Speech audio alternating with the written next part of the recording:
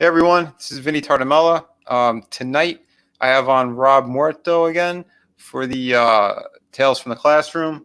His book is going to be, his campaign's ending in about 2 days. So he was a great dude. I figured let me get him on again, give him another little push, have a good conversation.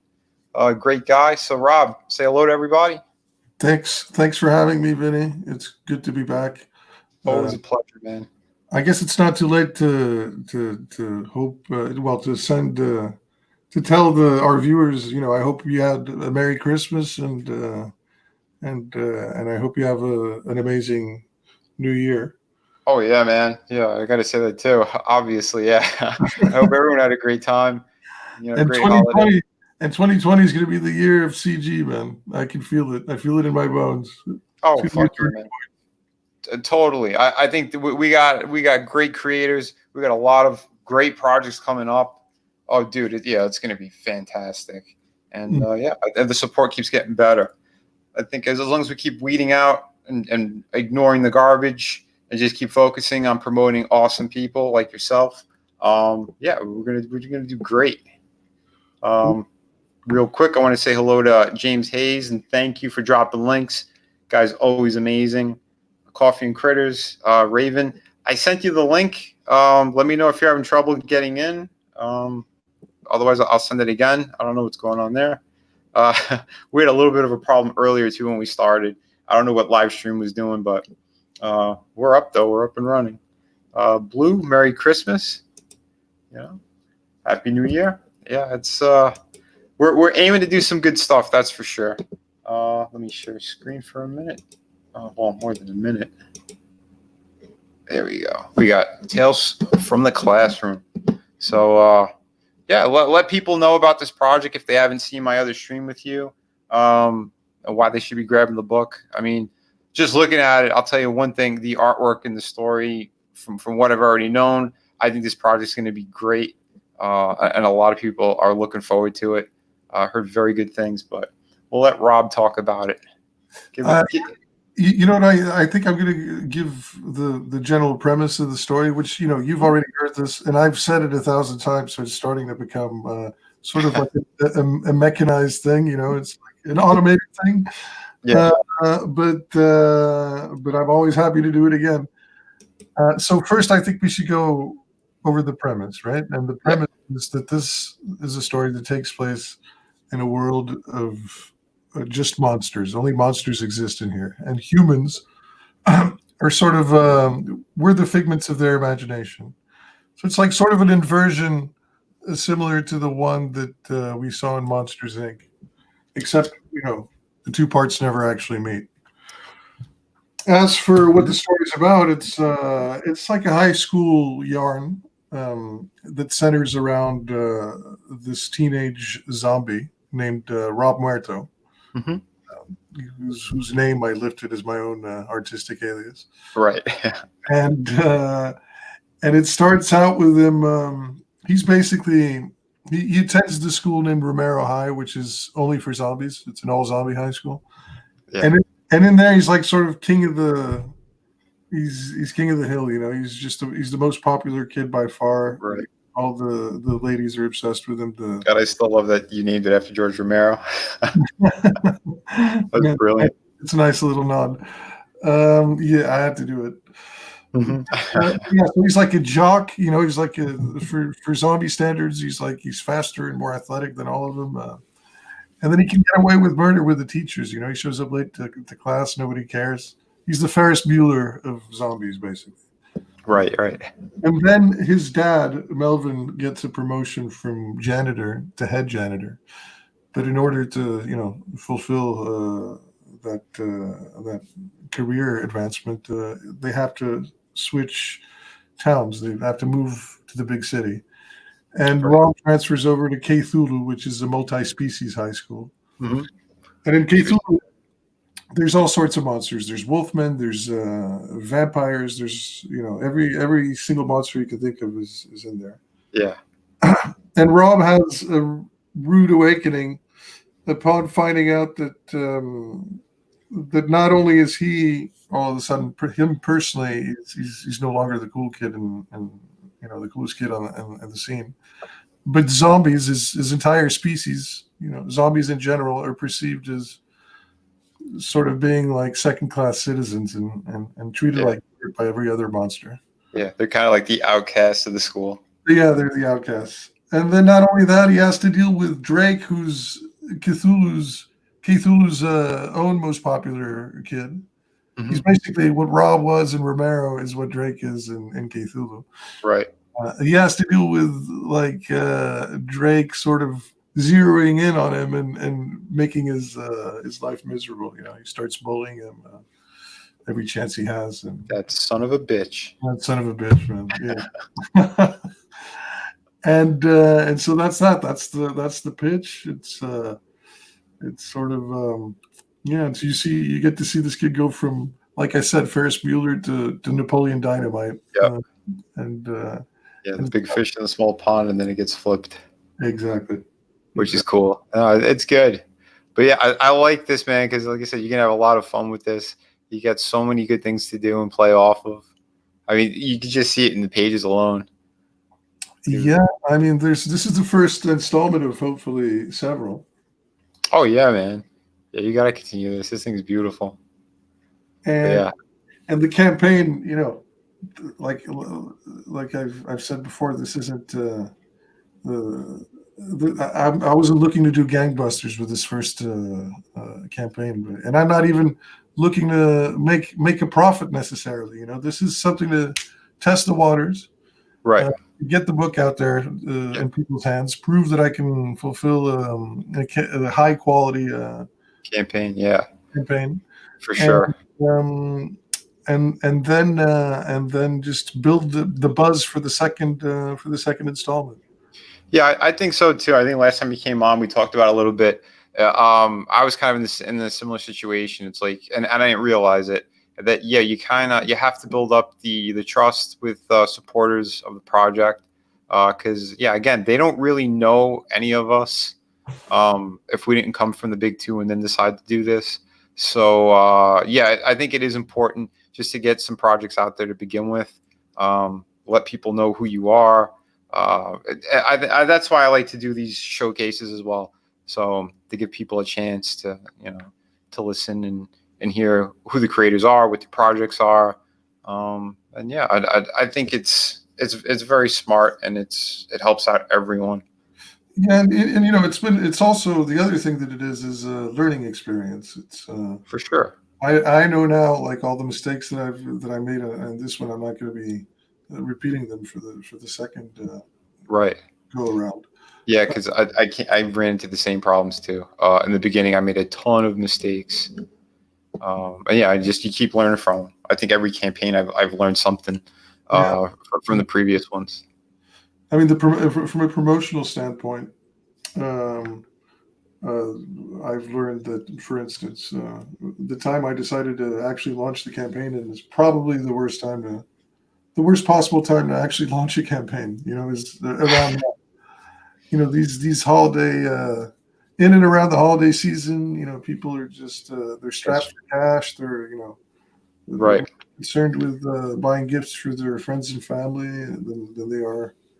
It's definitely a tricky thing. See, I ran into something similar too with that first one that I did, but everyone was like, "Oh no, it's a good time. It's a good time to." I think the best time was, out of all my campaigns, the best time to launch for me seemed to have been in the summer. Every other time that I think I launched a campaign, it did like okay or so.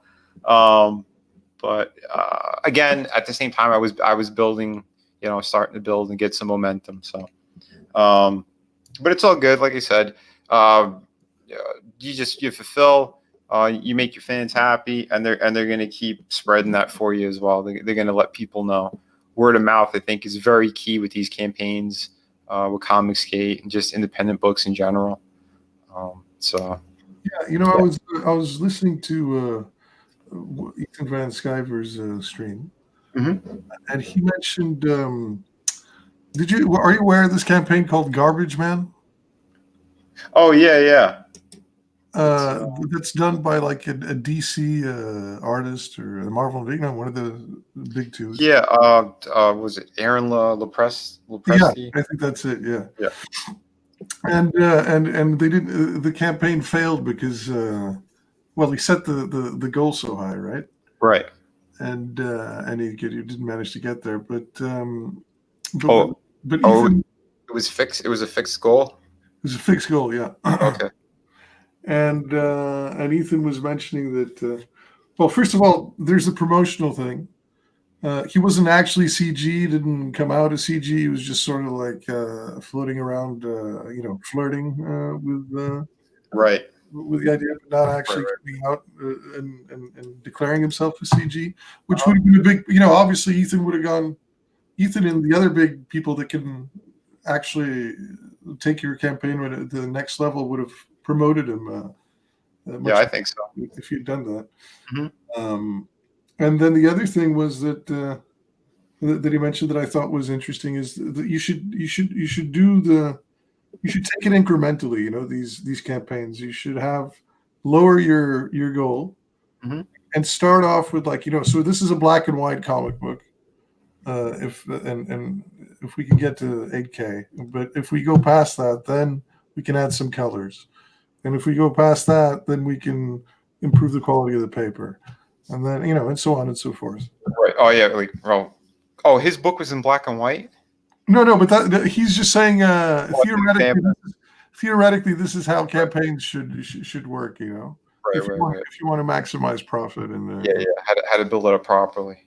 yeah. Yeah, because that is the thing. A lot of people are kind of unaware jumping in because, I heard really bad advice from the beginning that was even said by a few big names, and I took that advice to heart, and it wasn't really the case. Because again, you got to remember too, some people, it's whatever they kind of feeling at the mood that they're in.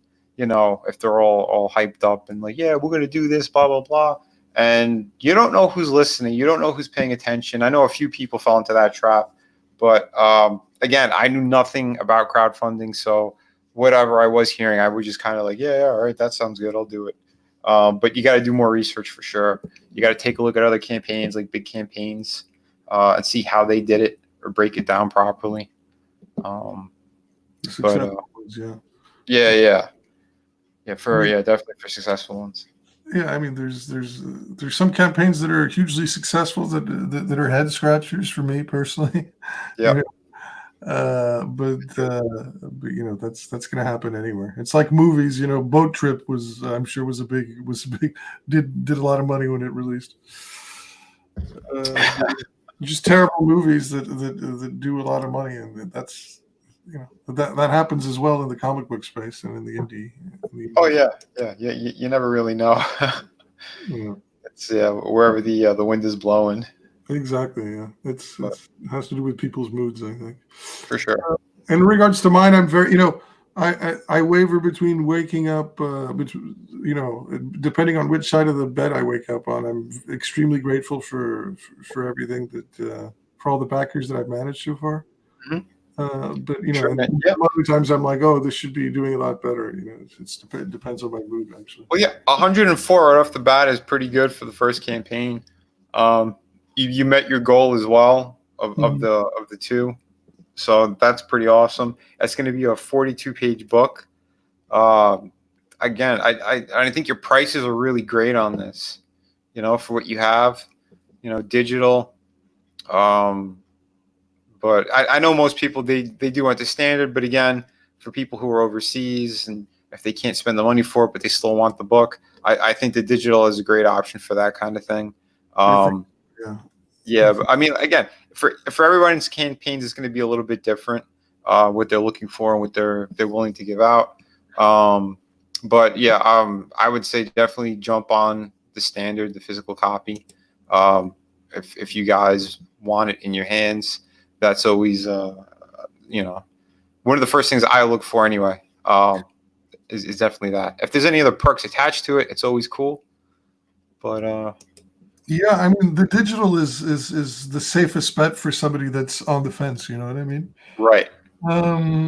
If they don't want to spend too much money, they're not sure if if the book appeals to them entirely, but there may be something that they see there that they just want to satiate their curiosity, then go digital. But I think for the true comic book aficionado, we like collecting things. Yeah. We like having the books in our hands. So, yeah. Oh, absolutely. Standard every time. Yeah. So you PM the campaign, or you private message them. They were surprised they didn't hear it yet. And that is the thing, right? So like once you do start getting these campaigns out there and people start getting it in hand, then what it is you need more eyes on the projects. So again, like you said too, like you're not too worried about the numbers on this first campaign because you just want it out there, and that's the good way of looking at it, because it is going to be that, right? It's going to be when people get it, they're going to talk about it even more. They're going to retweet it, and that's an important thing. Yeah, what I've been doing is I've been going on Twitter and looking at fellow CG campaign creators and seeing the people that follow them. For example, I go to Von Klaus and I see who follows him, and because our books are sort of there's some overlap in terms of theme. There's the monsters thing. I go to people, I message people and say, hey, you might like this campaign, check it out. It's a little spammy, but that's what marketing is. Yeah. I mean, and that's what we've all been doing. Like I said, almost every day. I know we slow down a little bit during the holidays, but I think because we all kind of need a little bit of a break. But it's still one of the first things I do. Or if I do start to retweet people, I'll do it for like 20 minutes in a row. I'll look for like all the first campaigns that kind of pop up on my radar or in my feed, and I'll just start hitting retweet.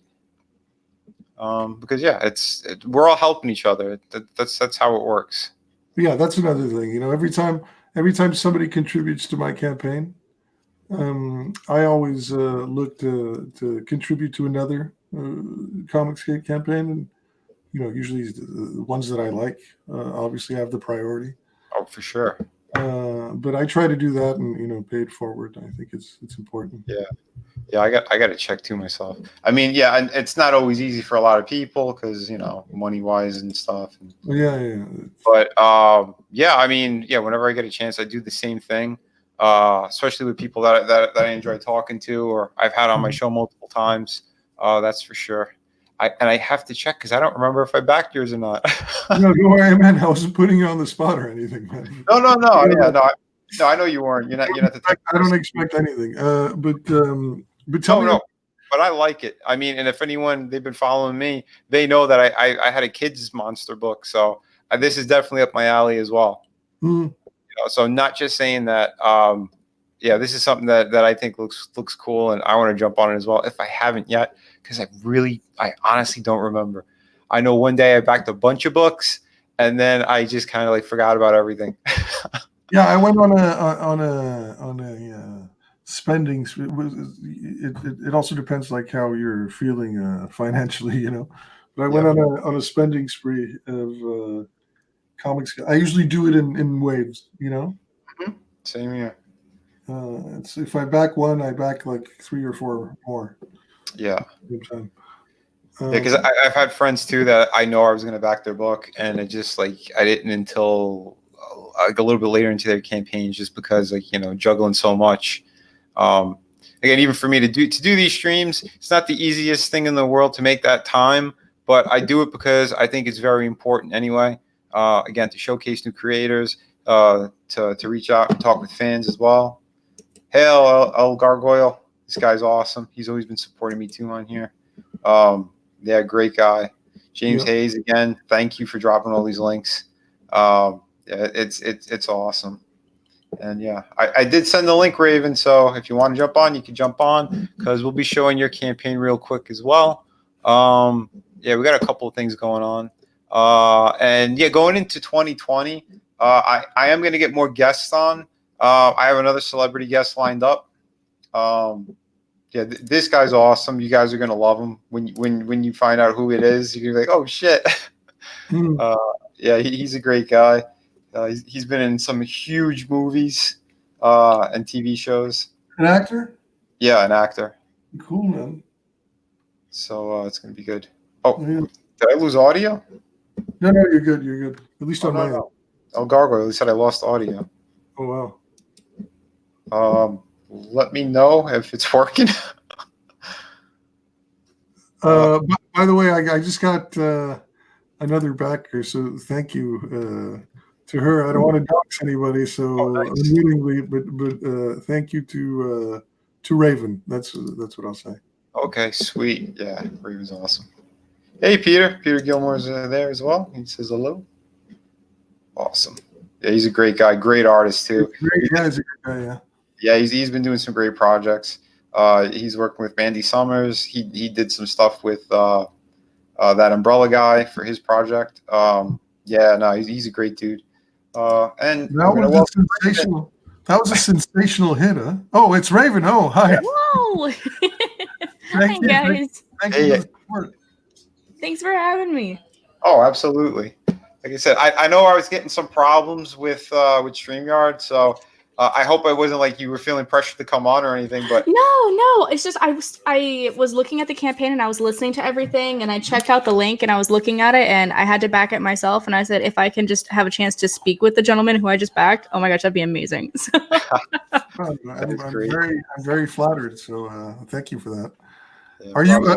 I wasn't aware of your campaign either, so I'm assuming you're a creator, right? Yeah, I'm just a little small creator. I illustrated and wrote my comic, Machi the Lazy Witch, and looking at your comic, the art is just so good. Yeah, I'm very glad I got such a talented art team associated with the project. So I'm very grateful for that. It's fantastic, and it looks like it's going to complement the writing really well too. So I'm excited to read it. And that's the hope. Yeah. So the penciler is this guy named Sebastian Brunico, who's from Argentina. He's a fairly unknown quantity in the comic book space, but he's done quite a number of things, mostly in Europe. And nice. And the inker is this guy named Juan Castro from Mexico. Oh, fantastic! Wow. He works in everything. He's like a DC guy, you know. He's a big time player. Oh, that's the first time I'm hearing of that. I didn't even know that. Yeah. And then the colors are by Matthias Laborde, who's also from Argentina. I keep saying they must put something in the water there because talent coming out of Argentina. It's crazy. Don't forget, in Argentina's history, a lot of them, they were Italians and then they went over. So that's right. Well, I'll be Italians/Germans. It's a crazy mix. Right. I'm just saying. That's fantastic. And who did you get to do the colors on this? The colors is this guy named Matthias Laborde, like I said, also from Argentina, and he's done. I don't know if you're familiar with Cowboy, the Steel Cowboy with Jack. Jack Irons, yes, of course. Oh, wow. I love Jack. Yeah, it's a great book, and he did the first issue. The second one was done by somebody else. I can't recall, but he did the first issue. Oh my gosh, I love his work. This is gonna be great. Yeah, this is a beautiful book. Like I said, if I haven't, I'm gonna check afterwards so I don't dox myself. Then I'll be jumping on it if I didn't already. Because like I said, this looks great. You're an awesome guy as well. And I really hope like these streams help. Obviously, I think it does at least a little bit, but I do hope that listen, Raven's living proof of that. It just did. I got a new backer. That's not every time. I'm excited, man. I know when she came on, she did pretty well, as which was great, but we never know what's going to happen, right, with these streams.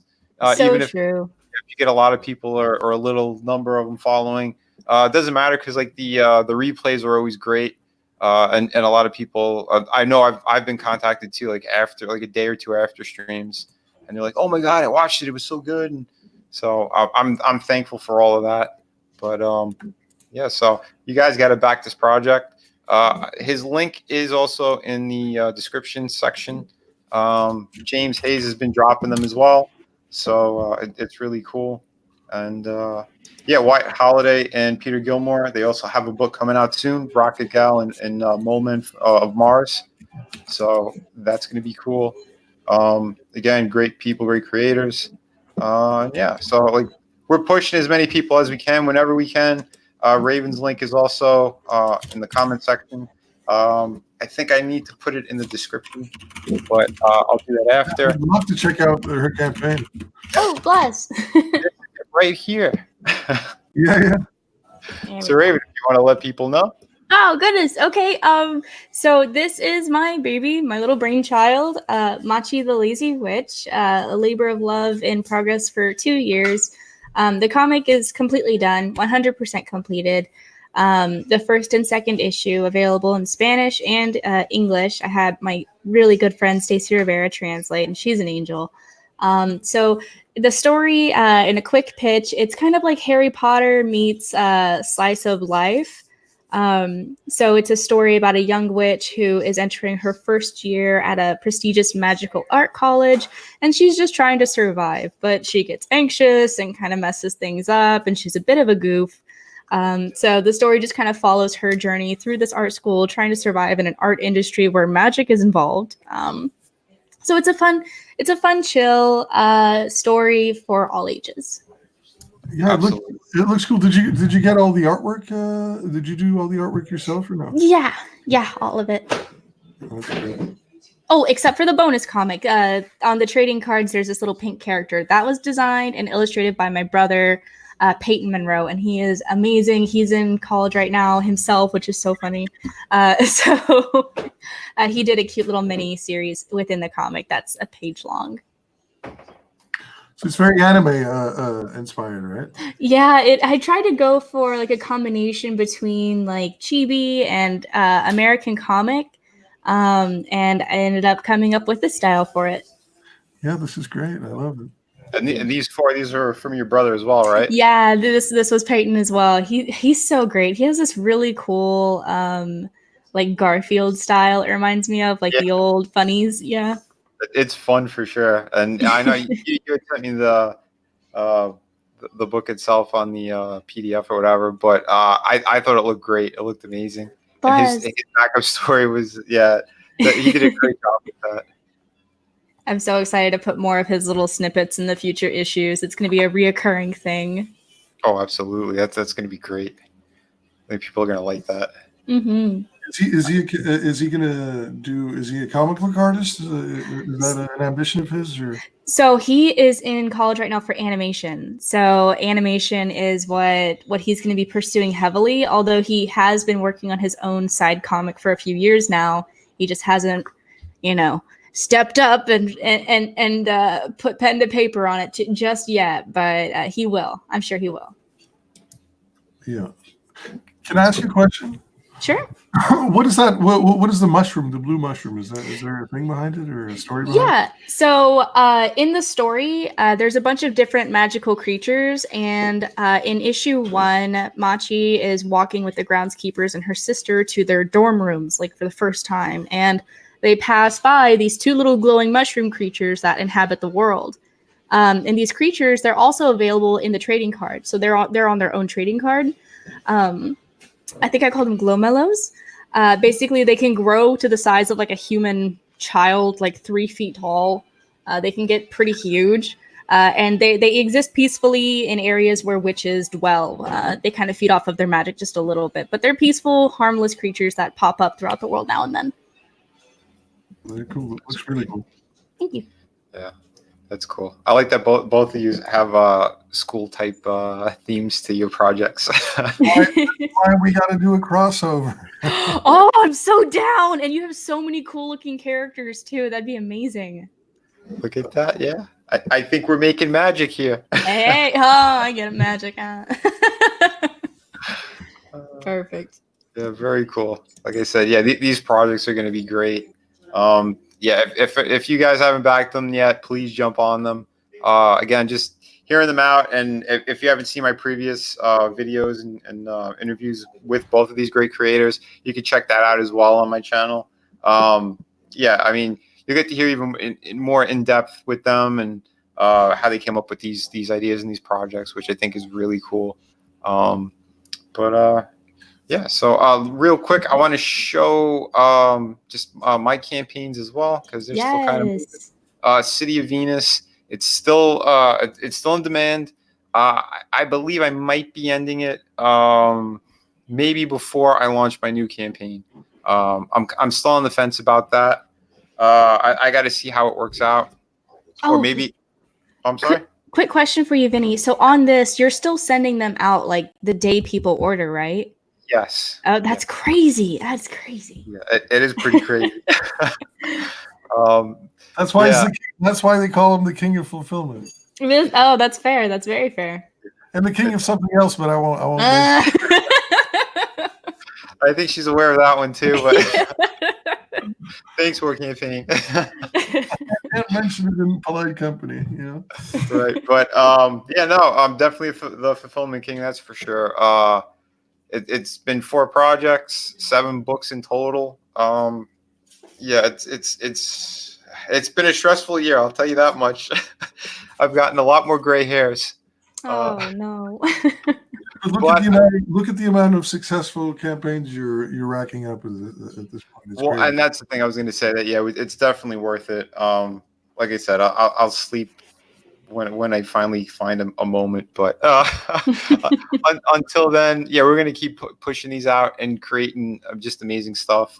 Again, this one, yeah, it's over 15,000 now, which I'm super grateful to everyone who supported this. Again, this is one of the projects that I've had in my head for a long time.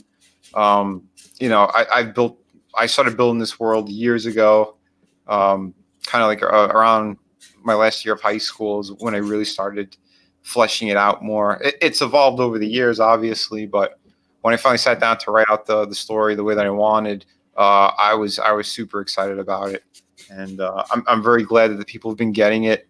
The excitement is, you know, it was worth it, and all the hard work that I've been putting into it. You know, it's a futuristic tale. Obviously, it's in a world that is like void of all technology and power, except for that floating city in the sky.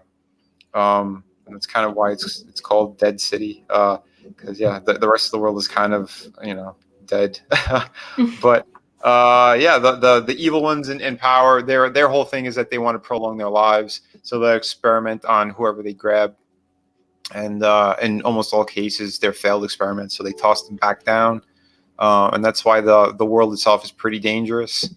Like our main character, she got there in a very kind of unique way. I'll be exploring more in issue 2. So yeah, I kind of like in this book, I threw the reader right into the action from the get-go. So like you're going through this journey through the main character's eyes, which is the one with the jacket, the longer jacket on. But yeah, so she runs into one of the scavengers, and they kind of like their introduction is kind of it's filled with some, spooky. yeah, it's filled with some action, some spookiness. That's one of the failed experiments. This guy kind of looks like a zombie. So yeah, he's very aggro. But there's going to be all different groups and kinds of them, since they've been at this for years trying to figure out how to prolong their lives. So you're going to see very unique and different looking versions of these kind of people. But yes, there's one group that's very dangerous, where they're kind of even sectioned off when they were thrown back down. That's going to be a fun little tale to explore in future issues. So, but yeah, it's going to be good. So yeah, this book is kind of action packed from the get go, and then I'm going to get more into like the science behind things and kind of how this world kind of came to be.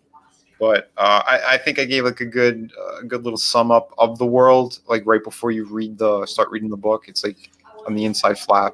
So I just kind of wanted to give people like a starting off point, because it's kind of what this book is. But yeah, every issue after this, though, I gotta say, is going to be closer to 50 pages. This is the only one that was a little bit shorter than that. This whole book, front cover to back cover, is 32 pages. But again, I was kind of going more off the old formats or the regular standard comics when I had finished this. But again, you are guaranteed hot women, cool artwork, fun tale. That's for sure. That's for damn sure. And with this campaign, I did attach on the 52-page art book. This is my second art book, so volume 2. Gorgeous. Yeah, these are just full beautiful images, pinups, characters you may recognize, some mythology. Just a ton of great stuff.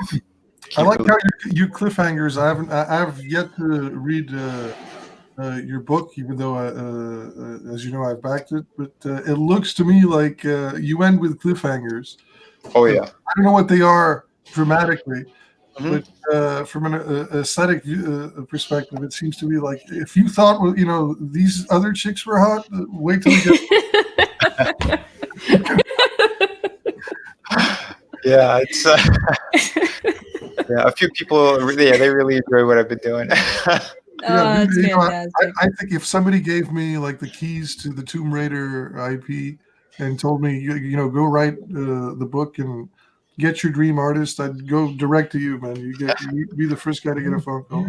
Thanks, Heck brother. yeah. I should have been working on that book back when Top Cow had it because they liked me a lot, but at the time it was just intern nonsense. They weren't paying anyone, and I'm like, come on. But yeah, no. The big job I got screwed out of was Spider-Man. That's the one that I was gonna sign the contract 2 weeks later. Quesada put his buddy on, but dude, could you imagine what I would have done with MJ? Yeah, dude, forget it. But it's funny too. Like I said, I used to work for McFarlane. I kind of know what's aesthetically pleasing when it comes to certain characters. And Spider-Man, I've been a gigantic fan of that character since I was a kid. He's been my favorite hero. So that one I was itching to do. That one broke my heart when I got screwed out of that. Oh, good. It would break anybody's heart, but of course, yeah, Spider-Man's the Mecca, man. Oh yeah, man. But like I said though, I got some vindication like years later when Stan Lee actually bought original artwork from me at a convention. Good night. Yeah, he got 3 pieces from me, which was amazing. And wow, man. yeah, I was forever, grateful and thankful to him. I ran into him a couple of times. First time I was in high school. That's when they were kind of going through the whole. They were going to sell off characters, and Spider-Man got Sony and all that. And he's like, "Kid, you're too good. Go over to the other guys." I said, "What?" He's like, "Yeah, there's stuff going on at Marvel right now." He was trying to give me the tip off when I met him. Really? Wow. He's such a Because nice guy. Actually, I got a chance to meet him as well, briefly, of course. And, that's awesome. but you can always tell with celebrities, even though they're being, trying to be as nice as possible when they're out in public. Oh yeah. You always get a feel for them, and the feeling that I got, and everybody told me how genuinely nice he was, and affable. And For sure, man. Every time I met him, he was a class act. Every time, and I've never seen him being mean to anyone. Yeah, dude, he's been nothing but supportive all the way. and he got a little exploited by the people surrounding him. He got a lot exploited. Yeah. There was some evil stuff that happened near the end of his life, but it was after his wife passed that they really took advantage of him. But I know they arrested one of them, so that's a good thing. At least some justice came. Well, the good news is that Peter just backed Triple Threat. So I was gonna mention that. I didn't want to hijack the stream, but Peter, Well, that's why I kept it up there. thank you so much. You're my best friend for the next 13 hours at least. ooh, you can get a best friend bracelet in the mail. Yeah, But Peter's good choice. awesome. But it's a great choice, by the way, the Triple Threat, because it's got a lot of bang for your buck, For sure, yeah. That's why I said best number. Yeah, featured tier. You get 4 high-res pinups. You get the physical copy, 3. So that's the variant covers. A thank you note from Rob. And part 2 character sketch. Yeah, it's one of. So I feel like part of the appeal of this book is how kooky and fun the characters look, and yeah, the part two is it's a preview of one of the main characters of part two. That's cool. Sneak Yeah. peek. Yeah, I'm. Trust me. As soon as we're done, I'm itching to take a look and see if I backed it or not because I don't remember. I'll tell you. Can I tell you who the character is? Yeah. So the character is the PE teacher. His name is Coach Frank. You see him in one of the pinups further down. Yeah. But it's not really. That's not really the final version. You know, I decided to include the pinup because I like it. There he I'm is. not happy. Oh, he looks so cool. Yeah, but I'm not totally happy with him. This new version is going to be a lot cooler. And if you see the boots, Those are intense. Yeah. I want them to be even more intense. And I managed to collaborate with Rob Willis, who I'm sure we all know. Mhm. And he's doing the boots for Coach Frank. So we have the Coach Frank design Nice. locked in, and now the boots are being done separately by Rob Willis. So they're going to look like this almost steampunk, monstrosity. Oh, nice. Oh, dude. Yeah, I can't wait to see that. Interlocking pipes and circuitry, and steam's going to be billowing out of it. It's Yeah, Oh, if you are going to pick a character that you could change stuff with, it's definitely him. Yeah. Since he's made of parts, pieces here and there, and yeah. yeah, that's a smart bet. That's cool. That's gonna be great, dude. Very, very cool. Oh yeah, and so I don't forget because I almost forgot again. Through the Woods, my very first campaign is getting a brand new relaunch, but this is the collected edition. So it's the graphic novel, if you want to call it that, but it's 96 pages, the completed book, brand new cover, which is you see it in that first panel there. But I could also pull it up on the side, so you get a better shot of it. But I'm super excited to get this one out there. This project is completed. It's a ghost story. Basically it centers around this investigative journalist. She gets caught in the middle of a ghost story, and it is a story that started about 100 years prior. So it was on a loggers camp, and that's why you see this unique guy there with. You'll see his big axe in the book. But yeah, it's a crazy little story. Some twists and turns in it. There's definitely some cheesecake here and there. But I think it was done tastefully. It wasn't just like thrown in your face. It kind of makes sense, I think, anyway. So like the first story is definitely the one where you get a lot of like the cool stuff that was happening. Like the big guy you see there. His name's Jack Lombardo. His whole thing is that like he's sort of the unofficial leader of this kind of loggers camp, but only out of like respect, because this guy, he's like the best at what he does. People respect him all the way because of it. He's always there to help people, and then you kind of have there's a guy in the story who is, I guess, the jealousy gets to him, but and something else happens to the guy that kind of really makes him flip his lid. And there's some betrayal that happens, some bad stuff. But in the first issue, you're gonna see this guy fight a bear. Which is, one of the images is there. He protects that little girl in the story. It's kind of like their first encounter, which I thought was pretty cool.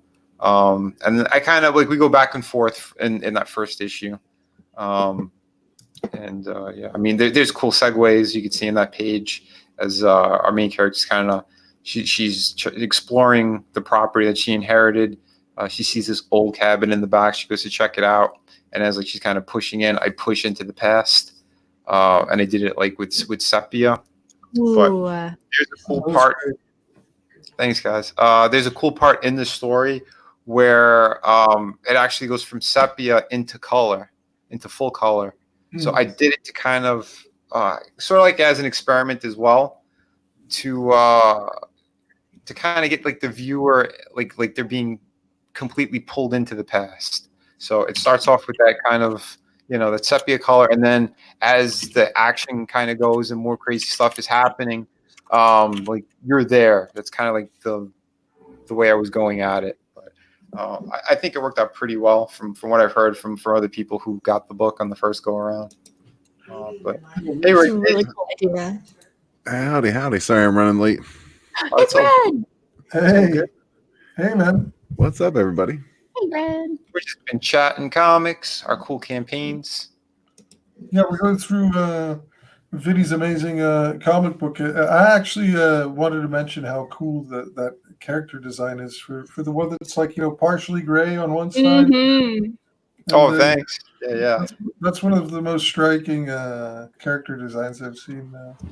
Yeah, he's an evil dude, but yeah, you get to see how that happened as well.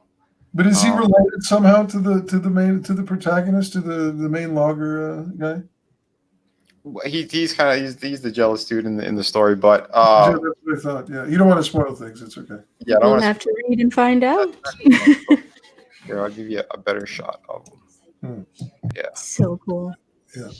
So yeah, it's pretty cool. So yeah, by the end of the first issue, you'll see how the past and the present kind of meet, and then from there where the story goes, and her exploration of what's been going on as well, because there's something else going on in town, and she's kind of doing research on that, and that's where I get a little bit of the cheesecake, right? So she goes to a library, she picks up some books on a certain topic. So when she's home, she's not going to be all dolled up, right? So I got her laying around, and it's like just a t-shirt and panties, and kind of did something cute with that. But There you go.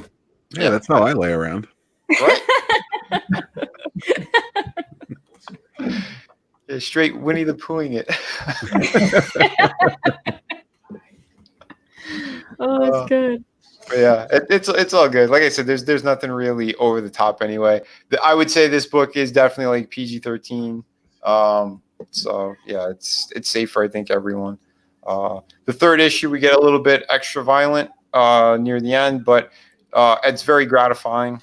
You want to see what happens with all that stuff, that's for sure. Violence with a purpose. So this is basically a number of books that you would release previously, and they're all compiled into a hardcover edition, right? Or a trade paperback. Yeah, it's a trade paperback. Yeah, it's 96 pages. I threw in some some layouts of kind of how I did the this particular book, because this one I did a little bit different than the others.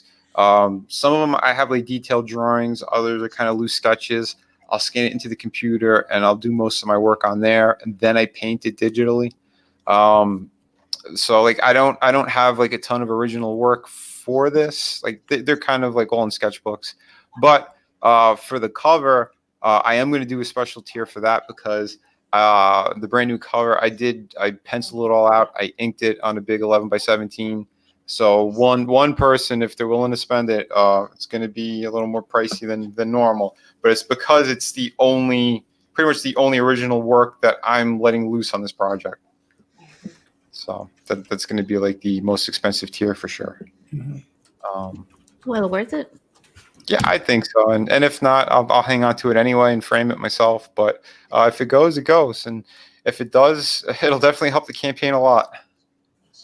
That's for sure. Because I have some things planned for this one, with like the stretch goals, which I have one in mind that's going to be really awesome for everybody. Just I got to hit a certain number, and I'll be exploring more of that, as the campaign launches. But for now, people could sign up and jump on it. I do have a question. Has anyone else done a pre-launch page yet? No, I'd love to though, but I haven't. I gotta ask more people, because I don't know exactly how it works yet. If I gotta download everyone's email and then like do like a mass email, or if they'll get notified as soon as I go live. Oh yeah, I just recommend emailing Indiegogo. Their support team's usually pretty good at responding. Okay, I'll do that then.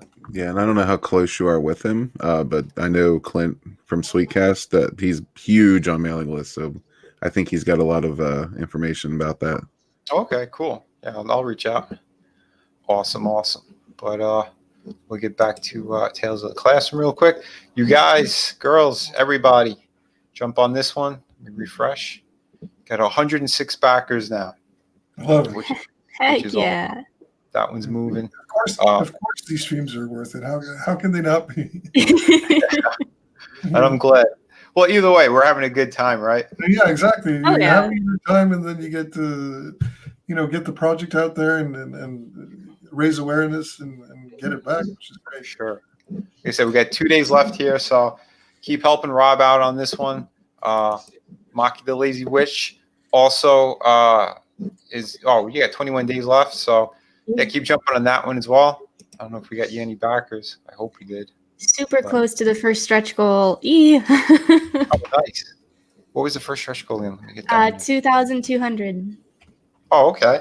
And then I'm going to be doing enamel pins. I posted it in an update. I should have put it in the body, but I didn't think about it at the time. Update. There it is. Doo-doo-doo. That's cool. I got the enamel pins in from my Kickstarter. I'm using the same company because I was just so impressed. And the pins are just so nice. They're so heavy. I wasn't expecting them to be so heavy, but they're really durable. And this pin will actually match the one on Kickstarter. So nice. I'll have to ask you some questions afterwards too about that. Oh yeah. I've never tried anything like that before, so I was kind of curious. It's really fun. There are some interesting challenges that you might not expect. Okay. All right. Well, that's cool. But your campaign is just amazing. You got so many different options. I urge everyone take a look at all these tiers. Plus, really, really cool. I love that you have 2 editions, which is one English and one Spanish. Mm-hmm. You can choose to get the physical copy printed in Spanish or English, and then your digital in Spanish or English. So if you want, you can mix and match. Yeah, mix and match, however you want it. Are you bilingual? What's that? Are you bilingual? I am not. I took a little bit of Spanish, but I didn't do well enough to translate it myself with confidence. So I got a hold of my buddy Stacy Rivera from high school, and she's a native Spanish speaker, and her amazing family who all speak Spanish, they kind of helped out a little bit, which is just the coolest thing. Mm-hmm. That's awesome. That's really good. Oops, the wrong thing. All right. Hey, Red. So how you been, buddy? Oh, pretty good. Pretty good. How you doing? Not too bad. I know you came in a little bit late, but like I said, I hope all has been going well. Christmas was good. Yeah, man. Yeah, it was good enough. Did the job. Holidays always have their ups and downs. So Oh yeah.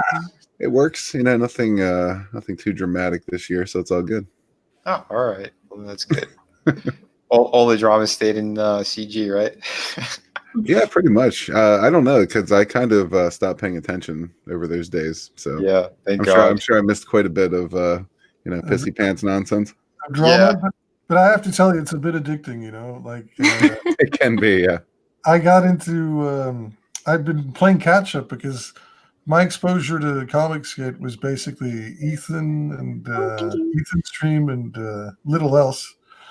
And then I had to familiarize myself with all the different players, and it's like a soap opera. It's a constant soap opera, with villain origin stories and everything. The days of our comics, days of our lives. Yeah. Oh, I have a question for everybody. So 2020 is just around the corner, and I know we've talked about, Vinny, you've got your amazing campaign coming up. And Rob, I'm sure you're going to be expanding on your amazing campaign as well. But do you guys have one specific goal that you want to achieve in 2020? Yeah, I definitely want to. I want to be able to get 2 more projects after that out. Oh, snap. Okay. Yeah, Vinny's got 7 goals per month. Good night. It's a lot of hard work, but the pirate one is just. That thing is so beautiful, and I can't wait to get that one out there. I don't know. Maybe I should teach you guys with some more artwork from that. Please. Yeah, for me personally, it's obviously it's not a goal. It's already a fait accompli in my mind, fulfilling the actual book, but also to start my own YouTube channel. Ooh. Nice. And actually, create a platform that I can build towards part 2 of Tales from the Classroom. Heck yeah. once I launch it, I'm gonna have like a good solid support system for the launch, unlike with this first time around. It's scary launching it for the first time, and you don't know where your audience is or if you have an audience. You just kind of have to put it out there and hope someone looks at it and says, you know what, that's worth my dollar. Mhm. Yeah. Yeah, exactly. It's been a learning experience. Like I said, I put all my cards on an Instagram account that I created for my protagonist, Rob Muerto, and I thought that was going to translate into sales. Oh, and Instagram is really rough. Yeah, it's just people that they basically just hit like and they move on. They don't care. They Yeah. don't even text, I don't think, most of the Yeah, time. no, I found that a majority of the people who supported my campaign were from my Facebook, which was a little scary because friends and family, they'll back the first one, but will they back the second one? You don't know. Right. So it's going to be interesting to see, what role Twitter plays in us producing comics in the upcoming year. Twitter has been, from where I've been sitting, one of the most helpful things. I realize that too. Yeah, Twitter by far. I'll take Twitter 100,000 times. Oh, yeah. Over Instagram. Instagram. I spent quite a bit of money on promoting the posts. I would Same post here. Same here. and You spend money on those ads and it just doesn't pay out. But oh my gosh, Vinny, that art is insane. Oh, thank you. Oh, hey Lola, by the way, she popped up too. Oh, hello. Yeah, sometimes her avatar just makes me laugh. Charming. And thanks for the compliments on the artwork for sure. Yeah, like I said, I don't know. I was a little tentative to show more of it, but can I see, because I missed out on it? Sorry, man. Oh yeah, I'll pull it up again. I'm really excited to see the scenery in this because you do some amazing landscapes and background. The colors are off the charts in this one. Mm-hmm. Yeah, and that's kind of like the point of this one is that I want people to be taking on a big adventure, Oh, that's so cool. Because I got a lot going on in this story. That guy's badass when he needs two belts to. He does have two belts. Well, look at those chops, man. Chops like that, you can't be a pussy. Exactly. Got to be a manly man. Hold on, I'm trying to think of another good page to show. Well, I guess this one's all right too. So modest. Oh, maybe this one will be all right. Look how amazing that is. Yeah, that looks fantastic. It's not that I don't want to give away big parts of the story. That's fair. That's fair. Fair. I love how you convey there's like wind and stuff with the palm trees. Yeah, it looks great. Thanks. Yeah, I try to think about everything because being the full creative person on the project, it's like I'm the director, I'm the writer, I'm the actors. It's almost like that mind frame when I go into telling a story. So I try to put my all into it. Did you inspire? Were you inspired by my abs when you? The last time you came on. I wish. No. Yeah, I was like, hey, this is a war campaign. You can keep your clothes on. I'm not looking for any nipple doxes. Right. Well, speak for yourself. But yeah, this book, it does get kind of violent to it in certain scenes because it's just like, pirate stories. You're going to have the cool stuff. You're going to have the beautiful locations. But when it comes down to the actual fighting and other crazy stuff that happens, I'm not shying, getting violent. So you guys will be in store for some very cool stuff. I could show you one quick shot, not the full page, but here's another cool panel. Love it. I love that guy's eyes as well. Thanks, man. Yeah, so like I said, this book is going to go in some pretty cool places, and trust me, I'm very eager. I want how many things I want to launch and get finished and get out there, but they're coming. You know what it is with your women? They're always really super attractive, but they always remind me somehow of like specific people that I can't place. Oh yeah. Okay. Well, With this one, I think she's got a little bit of hand. And what's the one that did Les Miserables and she played Catwoman?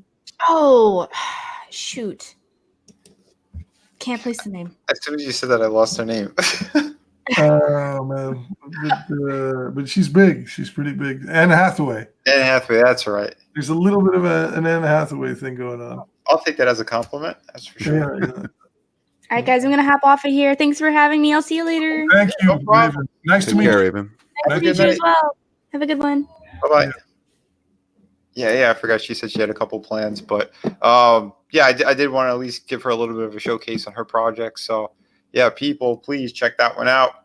Pick it up. I think What a nice girl. Now I have a little girl. Like she's a newborn. She's like 2 months old so far.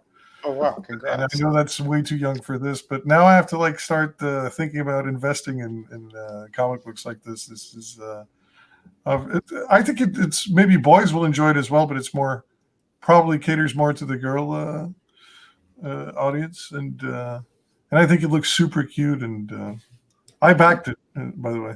Oh, awesome! Very cool. Yeah. I think it's definitely perfect for young readers. Yeah, definitely. She's got that girl market cornered on this one. But there's just a lot of cool stuff happening too. That's why, like, the first time I chatted with her, we kind of went over a lot. But yeah, her perks too are amazing on this. The tiers. So yeah, I urge anybody and everybody, check it out. I think you'll dig it. There's someone in your family or a friend I think this will be perfect for. So How old is she, by the way? who, Raven? Yeah, she's pretty young, no? Yeah, no, I didn't ask. I don't ask a lady what their age is. Yeah, the good on you, man. Yeah, it's I learned that a very long time ago. Smart man. Exactly. You got to be respectful for all that stuff. But same thing too. Like, I don't want to dox any creators either. If they want to give out that info on their own, that's cool. Yeah, you're right. Yeah, I'm not looking to pry anything out of anyone. Okay. We're just creating and doing cool stuff.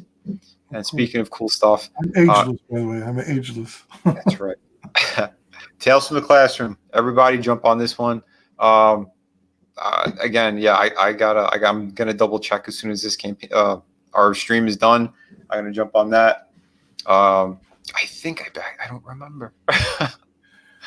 Can I tell you something? That John Malin, I'm very thankful towards him because he plugged the Tales from the Classroom on his stream that he just revived recently. Oh yeah. Right at the end of it, he did it, and that's awesome. He asked me to put together a trailer because he has very clear, concrete ideas about how campaigns should be set up and what makes a successful campaign or not. That's why they call him coach. Yeah, I remember he had said something a while back about doing like short videos that he could put in between, like on advertisements during his stream.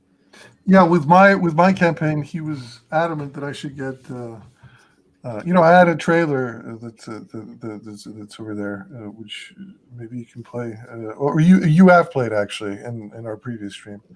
Right. I can do it again if you want. But no, but it's okay. But that was just music and stuff, and it set the tone for the comic book, and it didn't really explain too much. But he said you should get a voiceover explaining what the book is about and laying out the premise. And so I went about doing that, and I actually I went to the Fiverr. I don't know if you know what that is. It's a website that offers like different services. You can get voice actors, you can get everything, but on the cheap. Starting at $5 basically. I didn't know that. Wow. Yeah, it's great. Yeah, check it out. I feel like I'm shilling for them, but it's a great website. That's cool. Yeah, don't shill for them. Shill for me. Yeah, the Brett Gates. Everyone jump on it. He's got a great YouTube channel. Yeah. He's got a great voice. He's helped me out on my last 2 or 3 campaigns. What is it now? I'm losing track. It feels like I'm running a campaign every day. You kind of are. Yeah. Oh, shit. But yeah, so like I was looking for voice actors to do the thing, and they sent samples, and I wasn't quite happy with it. And then I got Von Klaus in on the conversation. He said, "You know what? Why don't you let me give it a shot?" And I was like, "Really? You do this as well?" And then he did, and he nailed it. He did it better than any of the other voice actors. Oh, that's cool. So, Yeah, well, he's got that radio voice too. This is Yeah, he Von does. Klaus. Everyone, join and watch. Check it out. yeah, it sounds like a little bit of a zombie. If you want to play, just like I don't want to bore our audience with all of it, but if you want to play, just give them a glimpse, just for fun, just to see. Oh yeah. Okay, hang on. I think I have to stop sharing for a sec, and then reshare it with audio. I always forget to hit that stupid audio box. There we go. I don't understand why it's just not like automatic, but all right, let's hit that. High school is a nightmare, especially if you're the new kid and a zombie. Hi there, humans. I'm Rob Muerto, and this is my story. Tales from the Classroom, a fun post-mortem romp following everyone's favorite teenage zombie, me. As I struggle to adapt to my new school, find love, fight off blood-sucking bullies, and keep all my body parts intact. Back in Romero High, my previous all-zombie school, I was the most popular kid around. But after transferring to K-Thulu High, a multi-species school whose students include vampires and wolfmen and everything else that goes bump in the night, I've had to come to terms with being at the bottom of the proverbial social heap. As a zombie or a pulse-challenged individual, I have fought to get my voice heard in a world populated with monsters of all shapes, creeds, and sizes, all of whom seem to think zombies are beneath them. That's where Tales from the Classroom comes in. It's a premium quality 41-page comic featuring frightfully awesome pencils by Sebastian Barnico with inks blacker than my bile, courtesy of Juan Castro, eye-popping colors by Matthias Lombard, and letters by Luca Gattoni. So good, it may actually spook you. Additionally, you get a story, my story, written by none other than yours truly, and a handful of pinups created by an assortment of top-tier talent, ranging from Monster MD's Marco McCagney and Tanya Wicker, Invisible's John Roush, and the mysterious Wonder Boy talent known only as Tad Lambert. So, what are you waiting for, human? Can you help a zombie out? Thanks so much, mortals. You know what? You guys are all right. I heard bad things, but I think you're okay. Yeah, did a good job, no? Yeah, he did. That was great. Yeah. Pretty neat. Yeah, and I think he's going to be coming on tomorrow on my stream as well. For anyone who's listening. Yeah. Oh, you got to stop. That's the old one. Oh, the other one. Oh, it plays automatic. Yeah. Gotcha. But yeah, I think he's probably right, actually, Malin, that you need more expository, more introductory the video sequence to really get people's attention. You know. Yeah, I think so. I think it works. I'm happy with the results. Yeah, Red did a great job with mine too. Should we show that one? Yeah, of course. Oh, I've seen it a million times. The opening's the best. I've never seen it. Oh yeah. All right. Well, let's hit that.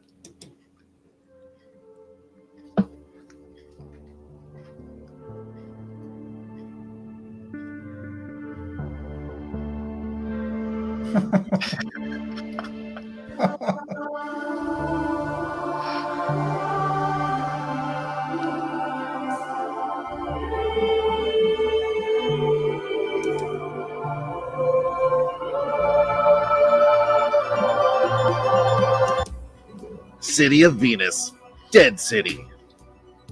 In a post-apocalyptic future where all technology is dead except for the city floating in the sky and those who inhabit it. The ultra-elite, the scientist, and the most brilliant of engineers who keep them above all others and have for centuries, along with a unique power source. Below are the experimented, mutated, and sick, and below that, the few living scavengers looking desperately to survive. Our story follows an unknown woman who was thrust into this world with little to no knowledge of how she got here. This mysterious woman may hold the key to the future of humanity's survival. City of Venus, Dead City, is a fully colored comic book with story, art, logo, and lettering by Vinnieart. It's a sci-fi adventure with extraordinary art, heart-pounding action, and gorgeous women. Do yourself a favor. Back City of Venus, Dead City, today. That was great. Did you voice this, Red? Yes. Oh, that's great. And did you? The music is perfect for it as well. Yeah, I actually grab most of the music off of YouTube. Has a library of royalty-free music, and I fish through that frequently for my videos and those videos. That worked. It was great. Yeah, especially at the start, it has sort of like a sci-fi, a really strong sci-fi vibe to it. You know. Yeah, he did a great one too for the kid book that I had. What is this kid book? Are you gonna? Was it like a standalone thing, or did you release multiple issues? It was a standalone. Yeah, I did it around Christmas time. I'm sorry, Halloween. But yeah, it was specifically for Halloween. So yeah, that's why we did it like that. But I ran it as a very short campaign. But let me see. I'm trying to find it. So no longer available unless you go to eBay or something. Yeah. Well, if they still contact me, if they definitely want it. But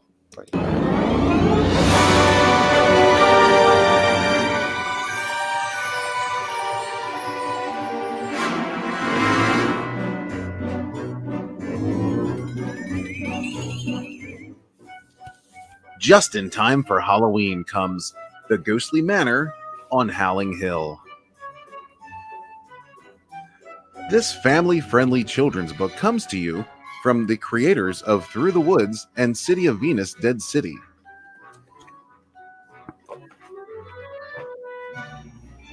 Brothers Frankie and Vinnieart have combined their efforts to bring to you this fun, instant holiday classic about three little monsters who get themselves in a bit of a pickle on Halloween night. The Ghostly Manor is for anyone that loves Halloween, classic movie monsters, and just fun times. This is an all-ages comic book about three little monsters that break the rules on Halloween, in the process having way too much fun and running into some trouble.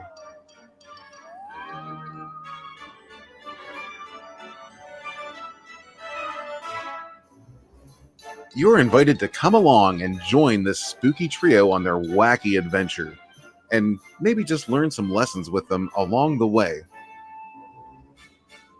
The Ghostly Manor on Howling Hill is 28 pages of Halloween family fun. Make sure you grab yours because this campaign is limited and will be shipping before Halloween. So come, join the adventure.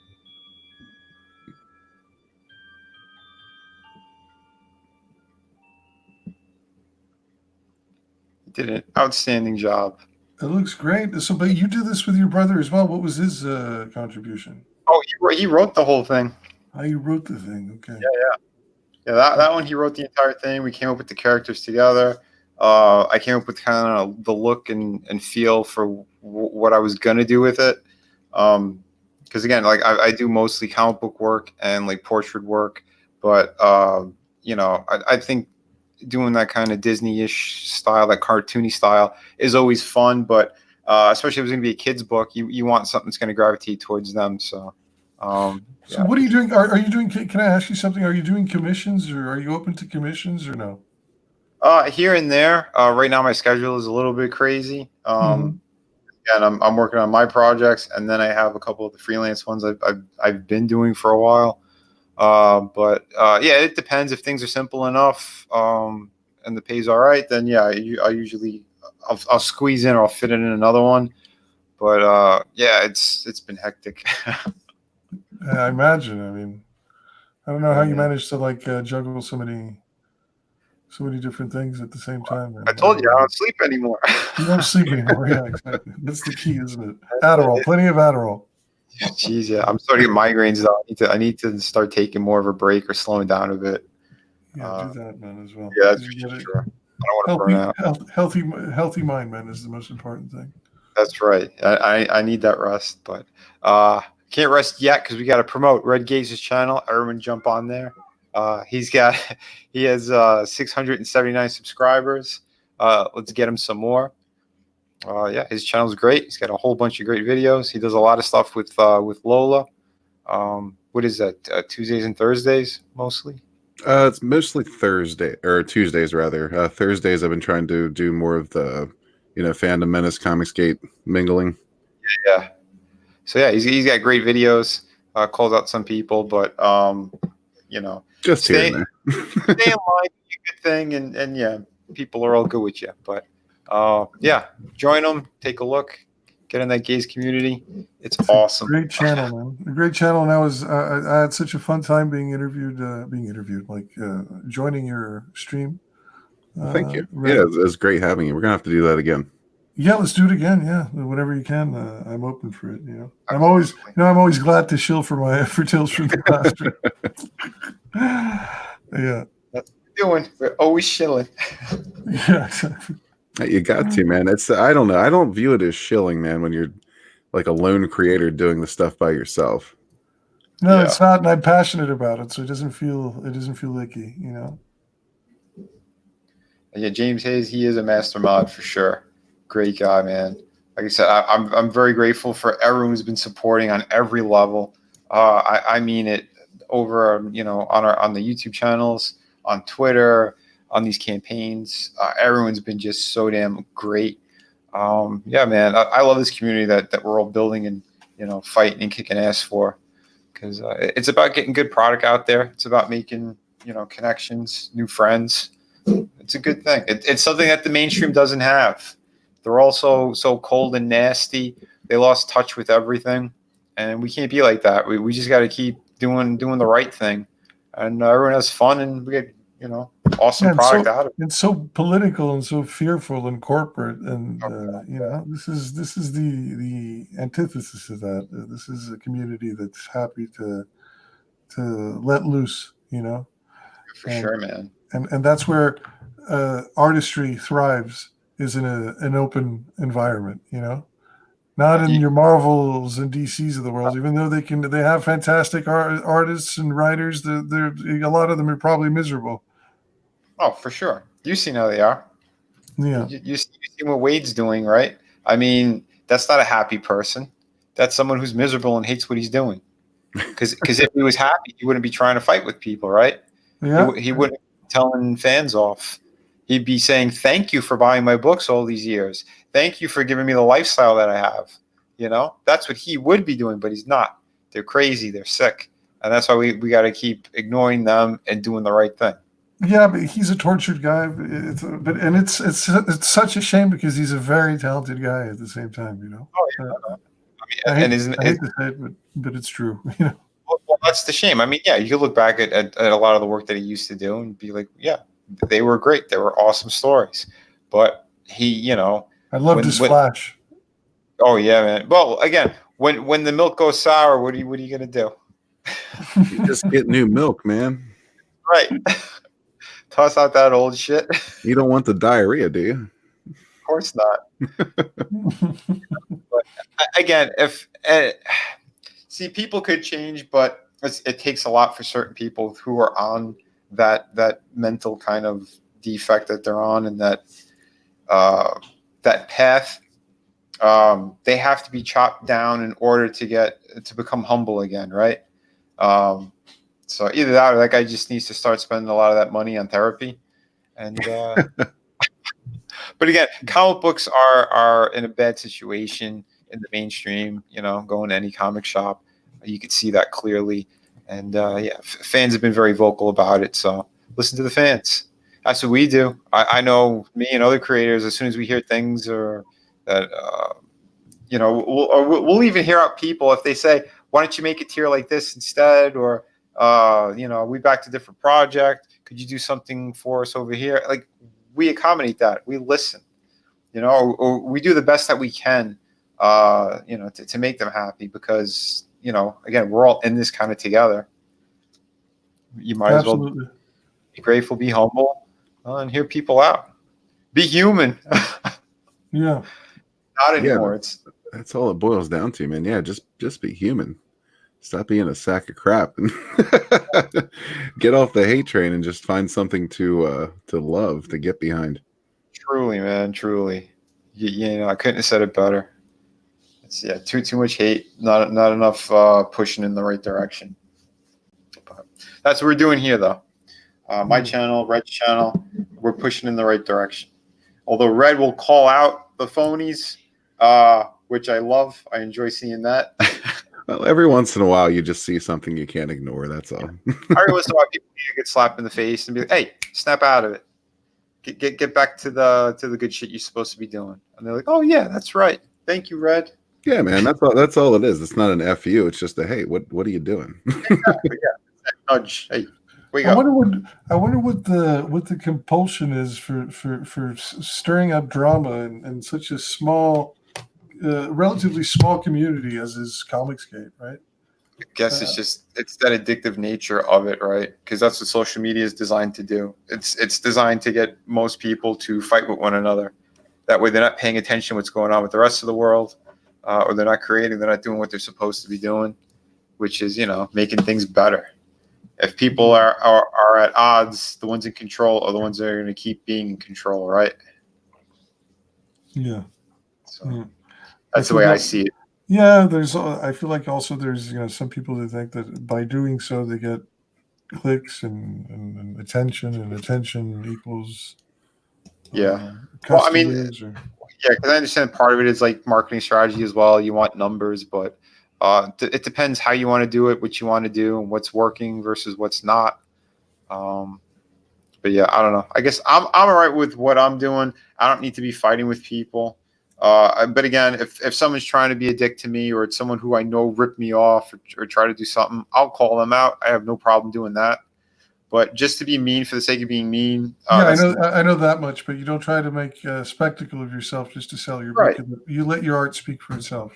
Exactly, and that's what it should be, right? Because if I was doing that, I wouldn't have been releasing all these campaigns. Yeah, of course. Yeah. And that should say something as well. If you don't fight, if you don't have all this problem with others, you're gonna get more work done. And I think that's what everybody wants. They want more. We want more cool projects.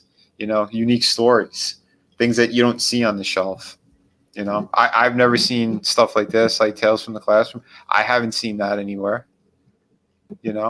Some of these animated films have flavors of it, but it's usually some other weird direction they go into or whatever. But this is, I think this is very unique. The characters are very unique looking. I think it draws people in. Same thing with my campaigns. I never seen anything like City of Venus. Yeah. Exactly. I mean, people tried to label it in the beginning. Oh, it looks like Alita, but it's not. It's not even close to it. Alita has a society. There is no society here. But we're down to like a handful of, a number of people that are still living. We have the evil ones that are really hell-bent on destroying everything and staying in power. They want to live forever. I mean, I don't know. I think it's definitely a unique story in and of itself. And when I get into the character's background, you're really going to see that, because this book is going to go places that people have not even expected. They think, oh, she's kind of there. This is what it is. The story is going to go bigger. I always go bigger with what I have. Well, here's the truth of it. Everything is reminiscent of something else. If it wasn't, you'd have no frame of reference. It'd just be right. Yeah, because it's like what influenced you in your life as well. What appealed to you. So like I've been a fan of Resident Evil and all different kind of things like that. And I like action movies, but I like good stories as well. I like in-depth things, intricate stories. I like science. I like history. So like I try to put all kinds of different elements into what I'm working on. I think for me personally, the smallest project I have would be Through the Woods, because it is a very contained story. But even saying that, the way that it ends, it could be the end. But even my brother and I, we came up with another cool story that if we're going to do a sequel to it, we have a really wicked story we could tell, which is going to involve more stuff, even some other different locations. So, even saying that this is a smaller story, it's contained, but again, I haven't seen stuff like this out on the market. I think people are afraid to go in certain directions. Me and my brother, we always approach things as if it's more so if it's like a movie or a movie script. We want, especially with my artwork, I want it to be cinematic. So have certain beats, have a certain pace. When the action's there, it should be over the top. It should look really, really fucking cool. But Yeah, and I was going to say too, I wouldn't take comments like that as an insult. It's human nature to try to compare something, instinctively right away. Oh yeah, right away. No, I don't doubt that. And trust me, as soon as people saw a floating city, right away, yeah, they're gonna attach it to the first thing, or the last thing rather that was very popular, right? Yeah, and Alita's like fresh in everybody's mind as this was happening. Right. Like I know Angus hates Alita, but I did enjoy that film. But trust me, when I saw the trailer, I'm like, great, here's another story trying to rip me off. But that kind of stuff happens. But at the same time, yeah, a lot of creatives have similar themes or ideas or visuals that they want to kind of get across. And like I said, my story, I came up back when I was in high school. I came up with the whole concept. So I know my tale is still going to be original to what it is, and it's going to come down to taste. And when people read it or have been reading it, they've been seeing that it's totally different. And I haven't heard that. I have almost 300 backers, and not one of them said, "Oh, this is Alita" when they got it. No, when they read it, they're like, "Holy shit, this is a cool story," and they couldn't wait for the next one. Yeah, man. Well, I mean, plus your character isn't a robot, so she's not a robot. She's not a robot. She's not Asian. She's not doing what is that, roller derby? Her eyes are on the right scale to fit her head. Yeah, no, I mean, really the only comparison you can make is the floating city. That's about it. Which, on the other side, too, I'm actually going to show how that city got there throughout the story, throughout the series. I didn't even know that was an Alita. Is that an Alita thing, the floating city? Yeah, but wasn't it connected? Didn't they have it connected? Like I didn't watch the movie, but yeah, now I'm thinking of Downcast. Listen, here's the thing. I've embraced, trying to make my book relatable to other people by referencing other things. Right. As you know, for my pitch, like I mentioned Ferris Bueller and Revenge of the Nerds, and it's just because I feel people need context and to contextualize and to know. Sure. What I mean? Yeah, no, I totally understand. And like I said too, like when they see zombies, and I'm not hiding it either. Yeah, I'm definitely a huge fan of the Resident Evil games. Yeah. Not so much the movies, but the games. And kind of that whole notion too, right? Of there is the people pulling the strings. They're the ones who are the most dangerous. The whole concept for this came about from when I first started hearing about like the New World Order, and there's a secret society that's really calling the shots. They're the ones who decide whether there's wars and things like that. So like my mind went, let's go more into fantasy with that. What if the extreme of it? What would happen? And this is kind of in my mind what would happen. They would destroy the world, and they literally want to separate themselves from everyone else. So I kind of, I have some obvious things like that here and there, but the story itself is going to go in other places. There is a heart to this story on top of it. But, like for the first issue, I wanted to get people, I wanted their hooks, my hooks sunken in, and really show them that, there's a lot of cool action, there's hot chicks, but then get into more of the story of it. Then get more into her background, why she's there, what happened. Could any of this be saved? And if it could be, is it worth it? Really get a little bit more into the psychology of characters as well. I think it's part of storytelling, part of that element. Yeah, absolutely. Yeah. There's nothing about this book that I would, there are certain books that you look at and you think, this is a ripoff of that. There's nothing about this book that makes me think, it actually makes me think of nothing in particular. There's some elements of that and this, but it's very original in its Cool, in its man. Yep. presentation. Like you said earlier, hopefully the artwork speaks for itself, and like just Yeah. take a look. Like, yeah, I want to know what's going on. But anyway. Well, I want to go like jump into that page immediately. Actually, Well, I wonder why. Wants to burn them cheeks. It looks a little chilly there, right? yeah. But She looks like she looks like she needs a hug. needs a longer grace. But yeah, man. Yeah, please let me know as soon as your book comes too. It kind of drives me crazy sometimes with the overseas stuff that it takes so long. No worries, man. Often it takes. I forget about it and then I get it, and it's always a sweet surprise, because I've forgotten about it. It's not. I've learned to like put it in the back of my mind, Yeah, man. Yeah, totally. So Especially then when I get it, it's like it's extra special. yeah. That's a good thing. But yeah. So, anyone else want to talk about anything else, or had anything on their mind?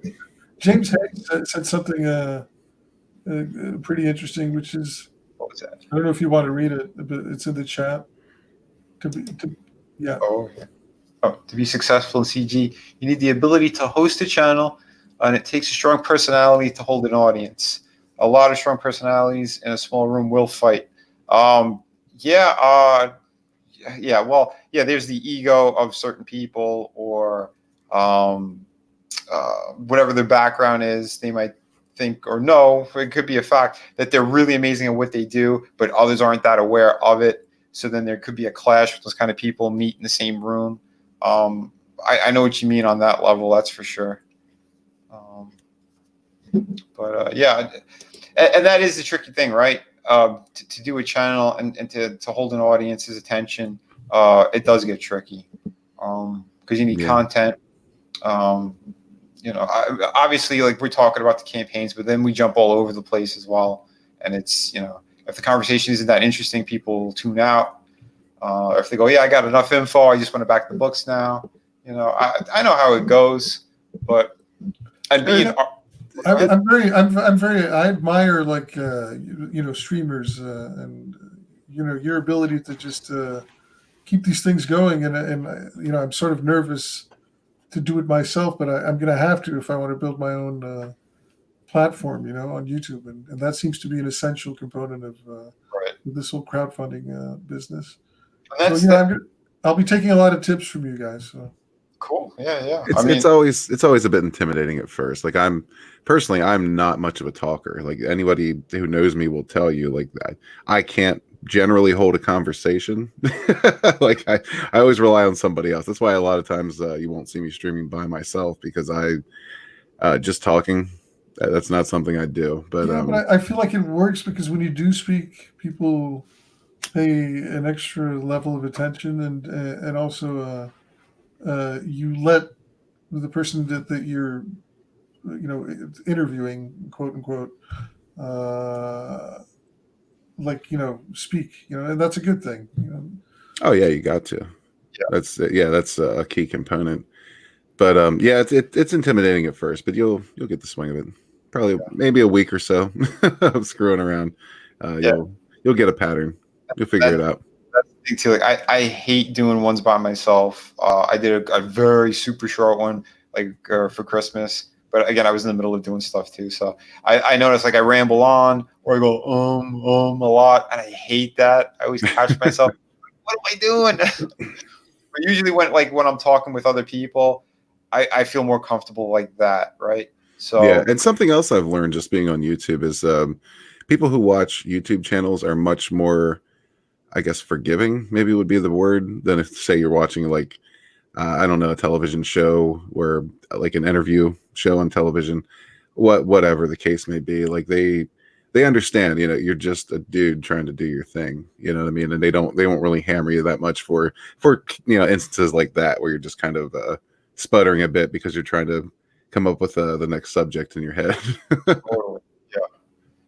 It's I keep racking my brain for interesting content to get out there once I actually launch my channel. I was thinking maybe of even doing like an annual Comicsgate award show or like sort of thing. You know, cool. that would be cool, right? Like we would get like a panel of critics and come up with different categories. You'd win hottest chick every single year for perfect reading. Oh man. But you know, best colors, best pencils, best script, best that kind of thing. Anything that helps, you know, these kinds of initiatives. Anything that helps. Because again, because we're competing with, you know, like big entertainment. Exactly, You know? the institution. So as you know, the more official you make everything. The movement seem, the more credulity and I mean credibility you give to it. You know. Yeah. Well, that's the sad part, though. You look at the quality. Compare the quality from, say, Marvel, for example, to most Comicsgate projects you see. Like there should be no competition, but there is. Exactly. Yeah. Especially nowadays, it's like it's like a bell. It's one like the quality is going up, and the other one is steadily going down. You know, and the two sides are like. Yeah, and it's not just the art or the writing; like it's both. It's both. Yeah, absolutely. It's very true. It's insane, but hey, that's what we're here for. We're here to make things better, and we got to steal the audience away from the big two and, you know, other companies like that who are fucking it up and giving us garbage. So I you know, sometimes I think that there's a real chance that Comicsgate becomes historically relevant. It already like properly historically relevant, and then some of the books that are getting sold now will be like landmarks that prized, not landmarks, but like really prized collectors items, because they're, you know, they're very few, they're very scarce in quantity. absolutely. Compared to like, well, there's that personal touch though on all of them. You know what I mean? exactly. It's our campaigns. Like, you know, we have these special tiers. We have certain things. You know, our autographs on them. Because we're not. A lot of us aren't really going to conventions anymore. I know some people who just refuse to. So yeah, how else are they going to get things signed? How else are they going to get that special item, that special treat? Like I've been doing original sketches for my campaigns. You know, I think, like you said, it's that whole package. It's something that people are going to cherish more. That's my goal. That's how I see it anyway. And it is very personal. I mean, how many Marvel books or DC books do you pick up and you can say, oh, this was actually handled by the creator? You know what I mean? Exactly. Chances are zero. Exactly. Yeah, and you know they don't care. Most of those guys, it's a crazy paycheck, or it's their third world country artisan that they're going to now on top of it. So they don't care what they're doing. They're like, oh yeah, draw this character. Who's this character? Oh, it's some new crushed gendered character. We took another character who's over 60 years old, and we're going to make it a female out of the blue now. What? Yeah, it's going to be great. You're going to draw it. Here's a paycheck. Oh, this is more money than I've seen all year. Okay, sounds good. And it's like the equivalent of $50. Right. Yeah, it's sad. There's no passion. There's no nothing into any of that anymore. And then they all want to dumb down the artwork, dumb down the stories. I don't know what they're doing or who they're trying to get as readers, but whatever it is, it's not working. Dumb down even the print quality. That's what shocked me, God. because I haven't read a Marvel or DC book in a while, except for Green Lantern by Grant Morrison, because I'm such a big fan of his. Right. But like, I was shocked by how much the print quality had dipped. Like, Oh God. tremendously. And the only place where it remains like premium is in those hardcover editions that they do, those deluxe omnibus releases. Right. That's still like, all right, this looks like a Marvel and a DC book. But the normal ones that are released monthly, They're garbage. I literally had ink come off on my hands reading a book. That's crazy. That's horrible. When you get my book, first thing I'm going to ask you is, what do you think of my quality? Because I make sure to give everyone the best I could possibly find. Dude, I don't even have to like actually handle the book. You showed me photos it's such an appreciable extra layer of quality in comparison to what's out there in the mainstream. Just from the photo, I'm sure once I actually get it in my hands, I'll be blown away because we were speaking about that printing company that you suggested to me, and I'm going to go with, I think. All right. Very cool. Yeah. Yeah. Well, that's what I'm saying. I mean, if you find good stuff, you should give fans the best that you could do. I mean, especially if it's projects that you created that you want out there. I think it's very, very important. Because I've taken my book and I've compared it to other ones, even things that I think are very high quality. And I'm going, I'm definitely on par, or I surpass them by a lot, Mm-hmm. And that's how I want every one of my projects to be. Yeah, City of Venus is how many pages is it total? 32 front cover to back.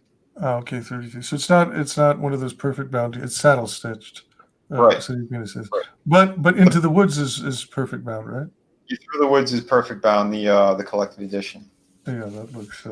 Yeah, that's going to be launching. Like I said, I think I'm going to be launching it probably like that last week of January.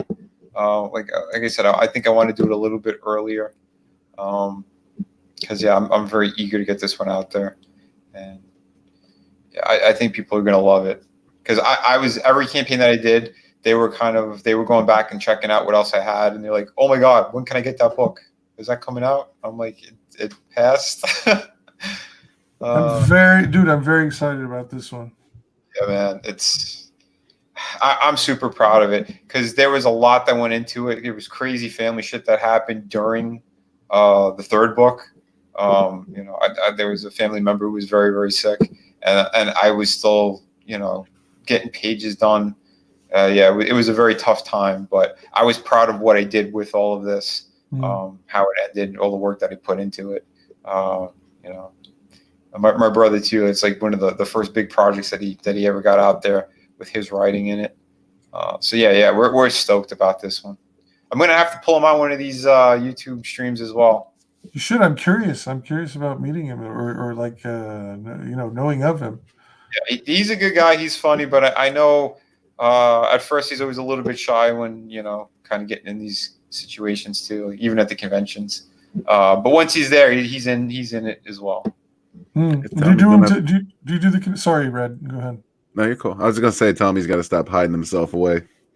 Yeah, because he's. You're seeing him every now and then. I think so because the writing process is as you know is it's 50% of the thing. It's writing and art. And this story too. I mean, like we came up with it together, like the characters, and kind of, we spitballed the ideas here and there. But I'm the one who did the first draft on the story, and it was going to be a horror book. And then after he read it, he's like, "Damn, this is good." He goes, "But you know what? Because what if we go more in a ghost direction instead of straight up horror? Because that way we get a little bit more of the audience, not just the specific horror fans." And I'm like, right? Yeah. Yeah, I respected it. I heard him out on it, and then he wrote issues 2 and 3. Like we bounced ideas back and forth, like how are we going to do it, certain story elements, where it was going to go, and yeah, I mean, like we had fun with it. We butted heads a bunch of times too. Well, you're brothers, right? Yeah, I mean that's going to happen. That happens with people who aren't related and they're working on a creative project together. Exactly. You both have your visions, and there's certain things you want in there. You got to make compromises, obviously, but for everything that it is, even after like we've had shouting matches. A lot of people hear me very chill. No, when I get passionate about stuff, man, I get into it. I mean, people heard a small amount of that when I was talking to the guy who was doing the coloring for Vestige on one of my other streams. They heard some of that. Red was there. He's like, "Yeah, because I enjoy listening to you guys get heated." Yeah, it can be so draining, man. I wrote a script with in conjunction with another guy. For the first time, I'd never like co-written anything, and it was such a draining experience because we get into shouting matches for things that are like nothing burgers, you know. Yeah. For anybody else, like looking in from the outside, like they'd be like, "Why did you, just pick one and move on?" You know. But we'd really get It's angry over crazy. minutia. It's crazy when you're in the moment. Yeah. Speaking of in the moment, El Gargoyle has an important question. What was that? Was he the one who opened the door on you while you're shitting? Oh, when I was a kid. What stream was that? I don't remember. I want to know more about this, man. This is some deep cuts. Already, that had to be on one of Red streams or what's his name? Black Angus. Sounds like a Black Angus stream. That sounds like a Black Angus topic for sure. Fuck, man. To be honest, I don't even remember what that conversation was. Yeah, was it? I think that was him. Fuck, man, I barely remember anymore. All the people playing together. Man, hell, Mugwai Centurion. Yeah, man, I don't know, but you know how it is with family. There's always crazy shit going on. The fighting, the other shit, and then some days like your best friends. It's just how it goes. Yeah, dude, it's amazing. You may hate each other like in the moment, but brothers are brothers, you know. Right. There's although there's two of my brothers that I cannot stand. Just oh, really? Like legitimately? Legit. That's funny. One is something evil to the family, and the other one is just. Ugh, I don't want to get into it. Stuff, but is the age difference big between you guys, or no? With Frank, the one who wrote this. But no, between the two guys that you hate, the two brothers that you hate. Well, I think it's two personal. One is a twin. Yeah. And the other one's older by a lot. Yeah. Oh, okay. But yeah, it's just how it goes sometimes. It's my twin. It was a whole. What's that metaphor? They said. I don't want to say it. It's too gross. Basically, the pussy that brainwashes. I was going to say it in Italian, but it doesn't matter. But the point is, it's my twin was brainwashed by someone and kind of turned his back on everyone. Oh. Not just family, everyone, friends, work. Yeah, it was just a crazy, stupid situation. Like some cult thing? Well, then let's not get too personal. Yeah, but I'll tell you something. I have an uncle that got brainwashed by a cult leader. Jesus, no. And just like he's like out in the woods, like praying to Cthulhu or something, Jesus Christ, man. Oh, Gargoyle. He's got a brother. It's a TS furry. Jesus, and I thought I had problems. Oh, shit.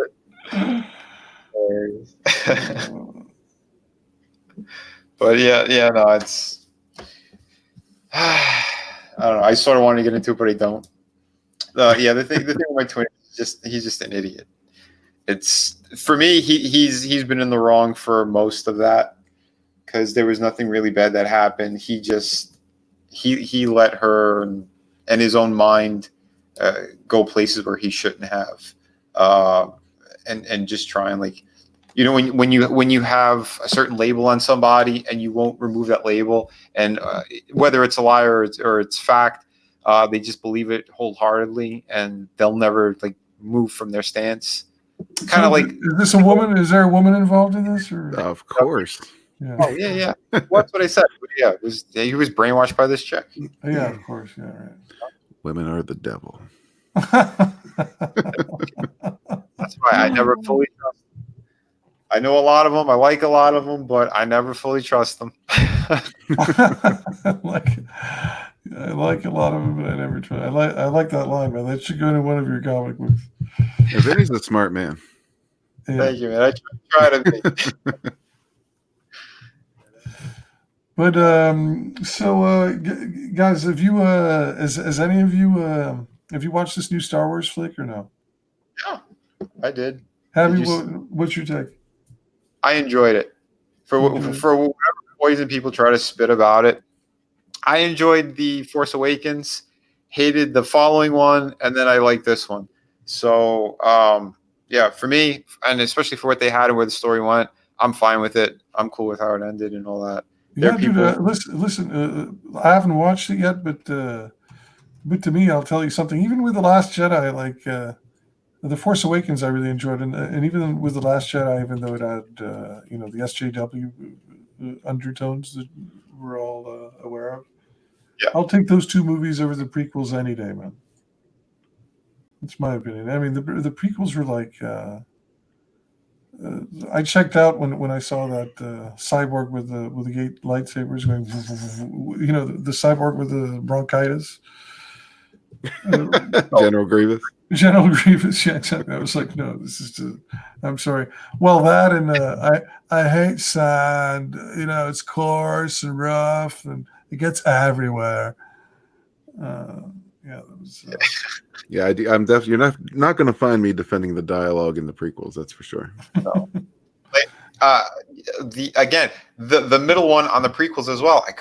I didn't like it. I couldn't grasp the really bad CGI in it. I felt like the story was all over the place. Phantom Menace was a disappointment because I thought they were gonna get more into the villains and stuff, but it was mostly the political nonsense. And then the coolest villain they ended up killing, and it was like, what? Like, to me, it was so strange what they were doing. But then with Revenge of the Sith, I enjoyed that. I like seeing because they were progressing the story again, right? They were getting closer to New Hope and all that stuff, and he should have spent more time on Vader and how he got to that point. I think so, but like the guy that is casting for Vader was, I think Hayden Christensen is not. I mean, he's not my Vader. Yeah, he was a poor choice. Hashtag not my Vader. But like I remember the Phantom Menace. Like I was desperate to think it was the coolest movie of all time because the hype was so strong, and I was a kid when I went to watch it. So as I was watching it, I was like, "What is this about trade deals and trade embargoes and stuff?" And I'm like, "Is this for real?" And then Anakin shows up, and it's like, Annie. It's like that little annoying kid, Jake Lloyd, who's insufferable. All right, that kid who played the original Vader. That Yeah. wasn't roundhead Ryan Johnson, was it? What's He that? did have a very round head. Fucking too, right? I think it was the bowl cut though. Yeah. And he's destroying entire fleets by going like, "I'll try spinning. That's a neat trick," and stuff. It's like, Still use that quote to this day. yeah, exactly. But then you get to like the Darth Maul fight, and you're like, "Oh shit! Oh, finally, man! This is what's start." So like it was very mixed feelings. The whole movie, I was very disappointed, and then you get That's to why. that. I think that's why Maul was so cool in that movie in particular, because he was the only thing in the entire movie that actually felt like a threat. Like the battle droids were laughable. It was just everything was a big joke except Darth Maul. Exactly. And also you got to see like lightsaber duels that were interesting looking and involved choreography and all that. Because the ones in the 70s, it's like some geriatric stuff, Which you have to, Rob, you have to check it out on YouTube. Scene was it 38? There's a fan who redid that encounter with Obi-Wan and Darth Vader. Oh, I saw that, man. It looks crazy good, man. Yeah, that's what I'm saying. So that's what it should have looked like. That for me, yeah. Exactly, man.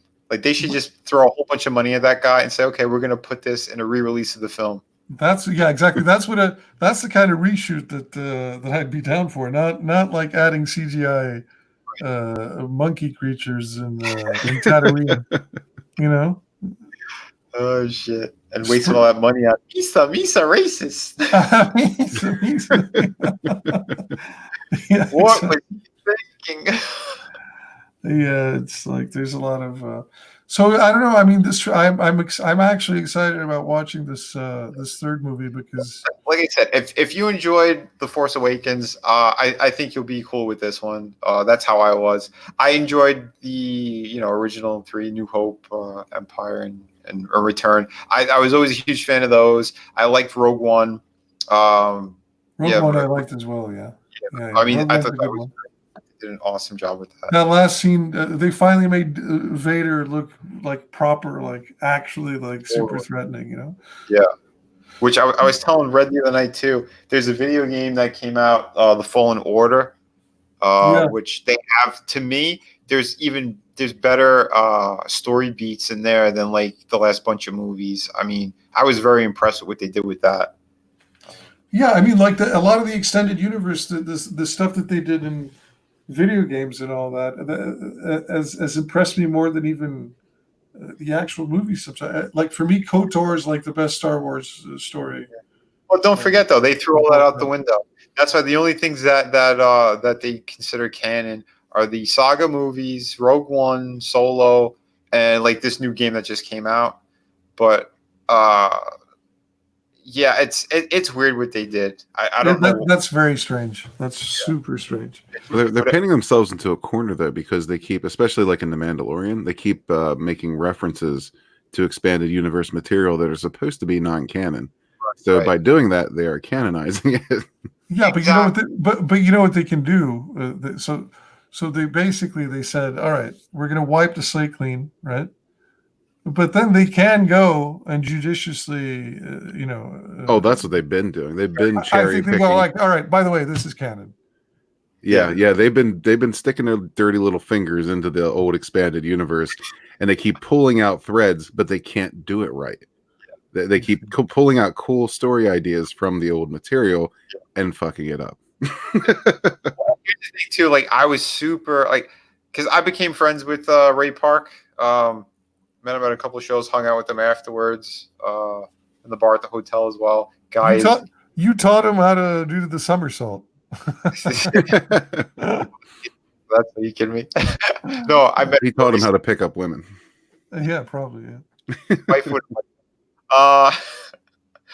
But no, like I felt so bad for him because like he was gonna be the big baddie in the sequel to Solo, had it done well. Like they were bringing Maul back. Oh, they were gonna do that. Okay. Yeah, he's well. If you're gonna see it or not, I mean, he's in the one of the final scenes of Solo, which again, like Red was saying, they cherry picked. Because if they were going just with the saga movies, he would officially be dead and stay dead. But they took from the CGI, the animated series as well. Was it Rebels? So or what happened? What was their what was their rationale? How did they bring him back in the animated series? Because he got split in half. That's pretty tough to. Yeah, I guess he was. They didn't necessarily explain how he survived that, but just that he did. From what I've seen, because I didn't see all the series, but I saw his storyline.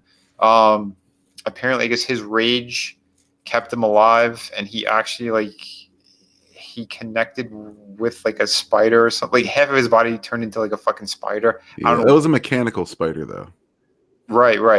Like his mind, he started going insane. So like the dark side of the Force was basically, like it took over. So like he was becoming like a beast. Like he was almost mindless. Yeah, he was very like feral when they found him. Yeah, he became so angry he became a mechanical spider. Well, like he pulled whatever parts were around him to keep him alive, kind of thing. Like they kind of hint at that. And like, yeah, when you see him, he's like, half spider. But the thing is, like, his brother found him and then tried to pull him back. And there's a storyline with these witches, which they actually use these witches in the video game. There's a planet you go to in the video game that they talk about all that stuff. And you see like the other, Darthmere? Yeah, the Witches of Dathomir, which is good because they're badass. And actually, one of the best novels you'll probably ever read. I don't remember what it's called. I wish I did. But Yoda ends up stranded on Dathomir. That's a bitchin' novel. That should be a movie. Check that one out. But yeah, so in the story with Maul, his brother saves him, takes him to one of those witches, and she basically kind of like brings him back and removes like that half of him and replaces it like with kind of mechanical legs, and with the magic and all that, they bring him back to more of who he was, and he still has that rage though. He wants to kill Obi-Wan and get his revenge on the Jedi and all that. So they brought him back into the fold, but then I believe he ended up fighting with Palpatine, and Palpatine kills his brother. Yeah. That was kind of cool. But again, like the character around the time period within that Solo movie, he's supposed to be back. They were going to make him the big baddie, and apparently the numbers aren't where it had to be because they filmed the movie twice. Right. Yeah. Exactly. Whether they should can one of the original directors, right? I think it's the guys who did the Lego movie. And they also did one of the funniest movies of all time, which is the 21 Jump Street remake. Yeah, that was a good one. I didn't see the sequel, hilarious. the first one, but yeah, I thought it was good. It's very topical with what's happening with the SJW movements. Well, I know a ton of people can't stand that Solo movie, but like I enjoyed it. I just fast forward to that stupid robots parts, and I was like, yeah, this movie's pretty cool. I haven't watched it yet. I mean, I saw bits. I saw bits of it on a downloaded version of it,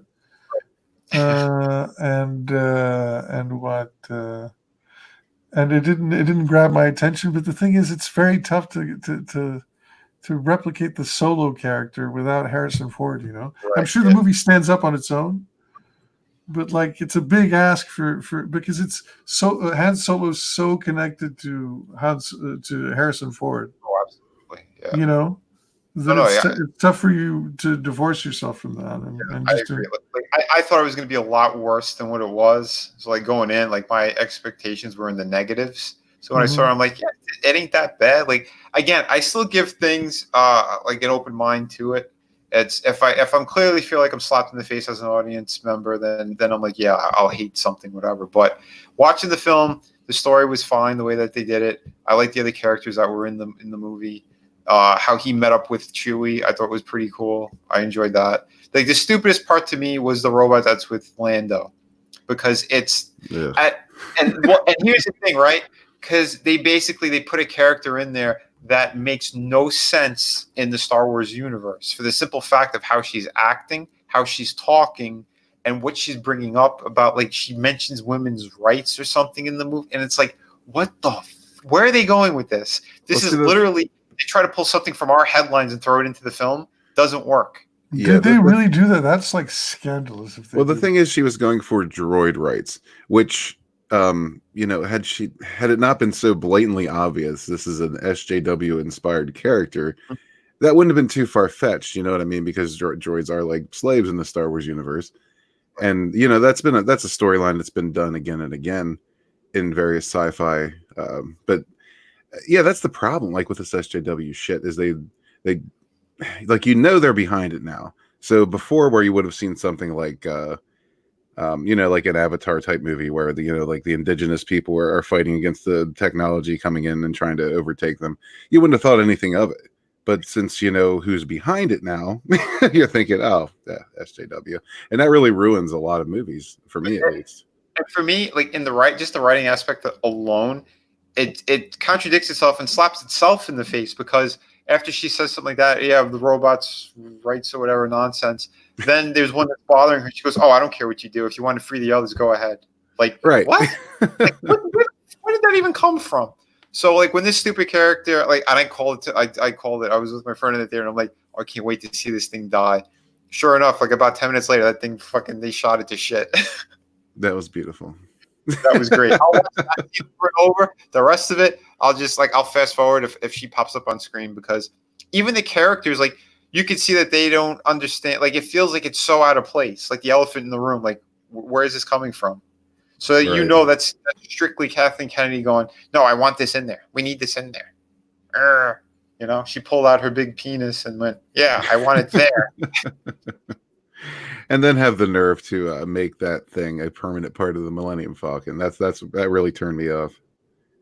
Yeah, that was just stupid. But again, you don't hear it. You know what I mean? It's not like it's fucking talking. Yeah, but you know it's there. How do you hit the fast forward button? But what is the thing? What I'm totally out of the conversation now.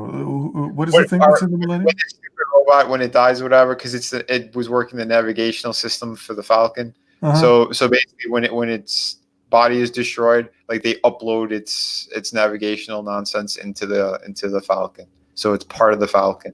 Okay.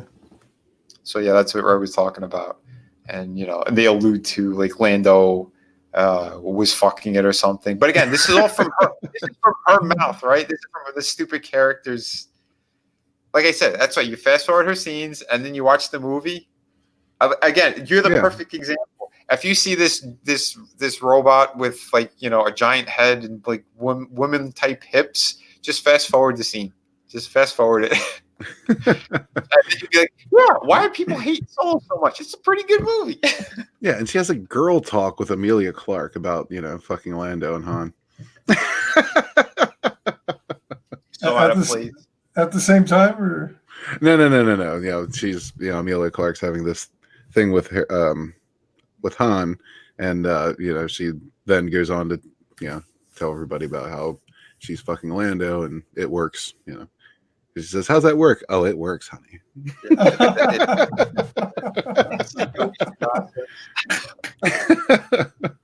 I love it. Man. That's why I love when everyone's like, "What the hell are they talking about?" Yeah, but how is the guy? Is he convincing? The guy that plays Solo? He was okay. It's better than I was expecting. Yeah. Because there was like nightmare stories, like in pre-production. Not in pre-production, but like as production was. Well, they said Harrison actually came in and he was giving him pointers too. So.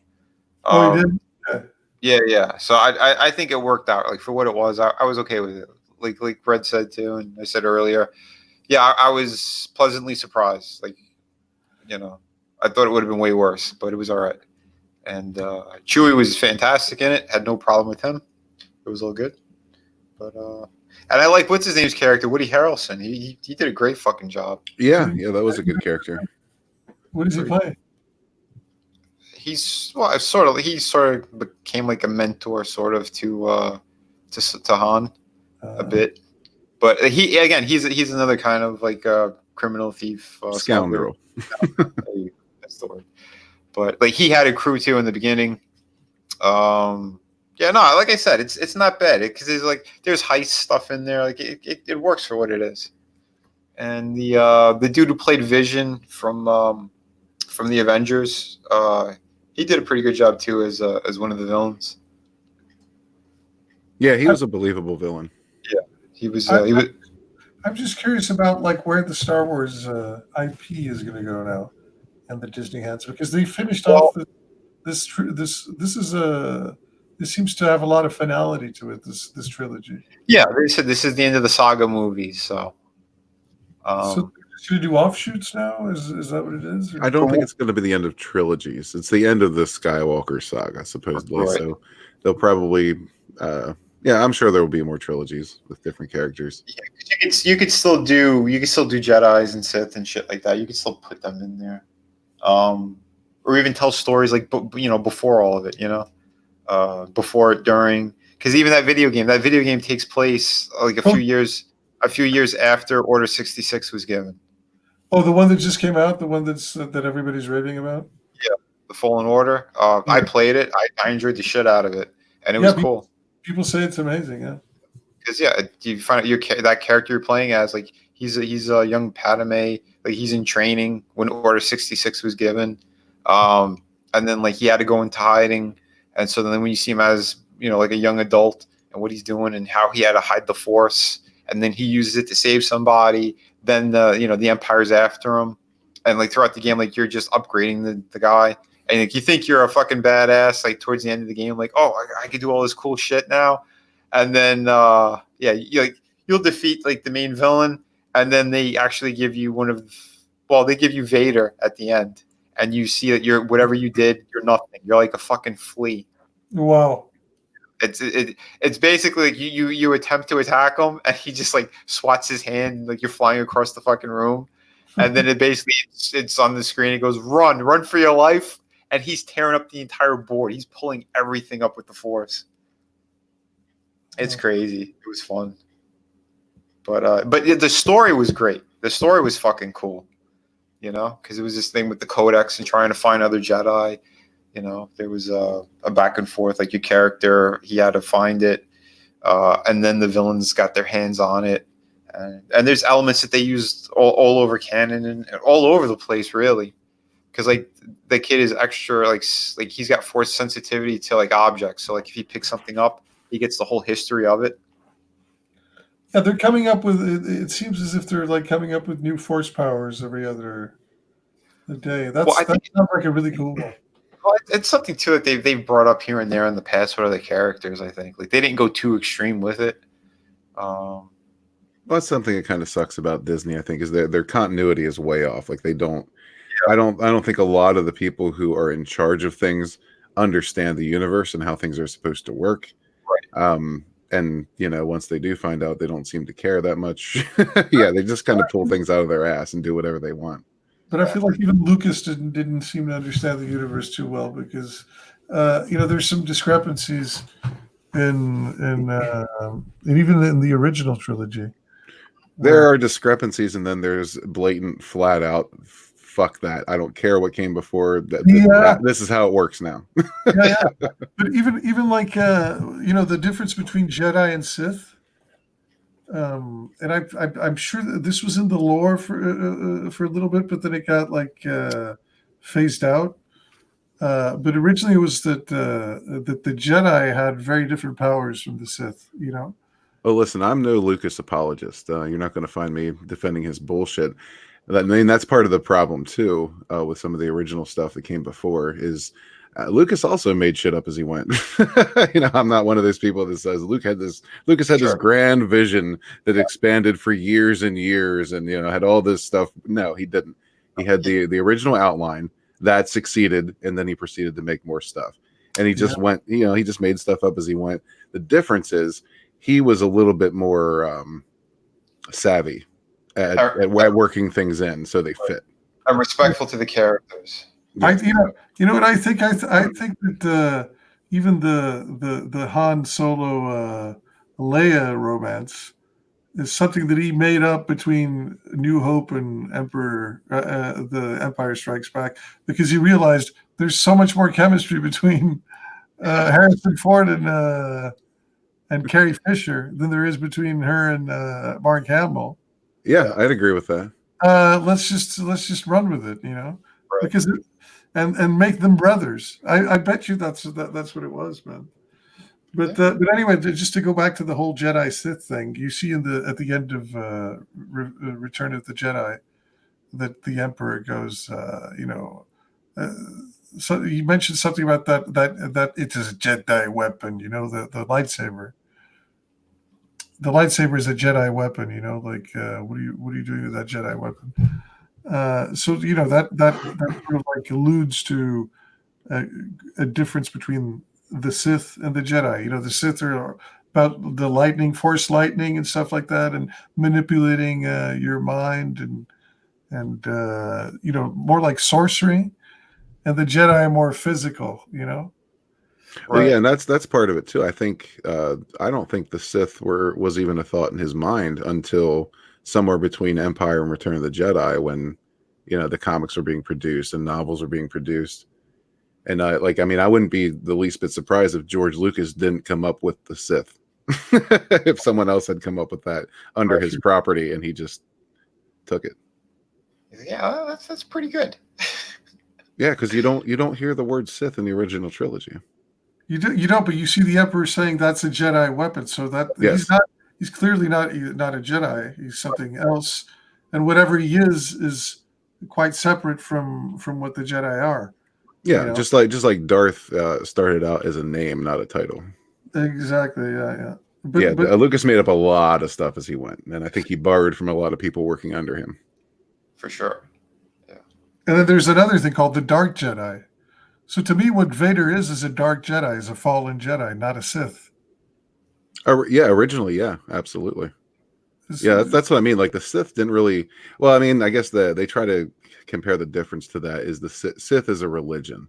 Yeah, it started off as a race of people, like an alien species, and I guess a Dark Jedi came upon that planet and just kind of took the name Sith and made those people his minions, and the Sith culture sprang up from there. So it's more of a like a religion or a culture than. But wow, you're super well versed into the Star Wars lore. I can tell, but it seems to be more interesting that if you make Darth Vader a Dark Jedi, then Vader's basically like a Jedi extremist, because the Jedi code is to like sort of detach yourself from emotion. You know, Yeah, like you purge yourself of all emotions, and they don't even allow marriages or any romantic attachments. The Jedi don't. yeah. The Sith have their own code. You know, there's a Jedi code and then there's a Sith code. And Yeah, the Sith are the opposite. The Sith are about embracing your emotions and passions, and that's why, like, even the Emperor or even Darth Snookus or Snooky or whatever his name is, they're all about like really. They're all seething with anger and stuff. You know, it's a totally different thing. But to me, Vader's a much more interesting character if he's what the Jedi would be if you took the Jedi code. Like, he's a Jedi extremist. You know, he's like an ISIS. Well, and the way you look at the character though too, right? They try to do a Jesus storyline with him. He had no father, and then like they said it that Palpatine, he was responsible for he didn't bang his mother, but he put Anakin there in her, basically. oh, not anymore. It's interesting you mentioned that just now because only I think maybe 2 days ago, the Lucasfilm story group came out and said no, Sidious is not in fact Anakin's father in any way, shape, or form, even though it was depicted in a Disney comic. Wow, that's hilarious. Yeah, that's what I mean. They don't communicate with each other. They don't follow continuity at all. They just pull shit out of their ass day by day. Like you said, then it's hilarious that it's Disney like that, because even that the video game that came out, they worked in tandem with LucasArts strictly, and they had people who have it on the making of. You see them saying, no, that's not how it goes. This is how like a certain, even the locations, storyline locations, design elements, that they had to be like from the original movies. They had to work with that. They had to work with what they had. And then over at Disney, like, fuck it, we're gonna change this. We're gonna change that. And that's what I mean when I say what you want about Lucas, but I mean, yeah, he obviously was pulling stuff out of his ass as well, but he was definitely better at meshing everything together and making you think that he had a plan the whole time, whereas Disney's just like, whatever, fucking confetti in the air, just grab something. Well, it's like they're the exact opposites. Lucas was like some kind of like dictator that he would just come up with stuff and nobody would question him because he was an industry and an icon. And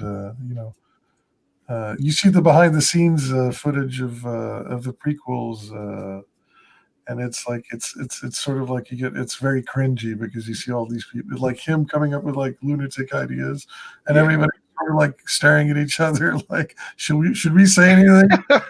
Yeah, Lucas's yes men were definitely his downfall. Well, hold on. I recall that happened after the first one, because in the first movie, I remember they said he was fighting all the time with studio heads. They were fighting with everybody, and when he was on set, he said he was sick all the time because nobody was seeing what his vision was. They're like, no, we have to do it like this. And they're like, no, what you're asking for is stupid, or it doesn't make sense. No. No, absolutely. Yeah, everybody thought the movie was going to be a disaster. Everybody involved, all the parts involved, were like, "This is the dumbest shit of all time." I remember the quote, and it never left my head. When one of the studio heads goes, "But the Wookiee, why isn't he wearing pants?" That was their problem, because he looked like a naked hairy man walking around. That's really funny. But you can't take away from the fact that he was a visionary, and and he was a visionary in multiple senses, even in the fact that like he relinquished getting a bigger paycheck just to get the marketing rights. Sorry, the merchandising rights for the thing. Yeah. Star Wars, and everybody was like, merchandising rights. Yeah, man, take it. Go for it. Who cares about merchandising rights? How much money could you make out of that? That's where they all the money. And here's your answer now. Which is amazing because people keep forgetting. Absolutely a visionary. Oh, totally. But and here's the thing too, right? It's that whole idea of taking like the World War One and the dog fights and applying that to spacecraft. I mean, that's amazing. His genius idea to me is uniting high fantasy and sci-fi. Yep. Yeah. Two totally distinct things, and really like the past with the future. For sure. And at the heart of it, it's a story about a family. Oh, and you can relate with it so much because it's so. Yeah, it really is about that in terms of the characters.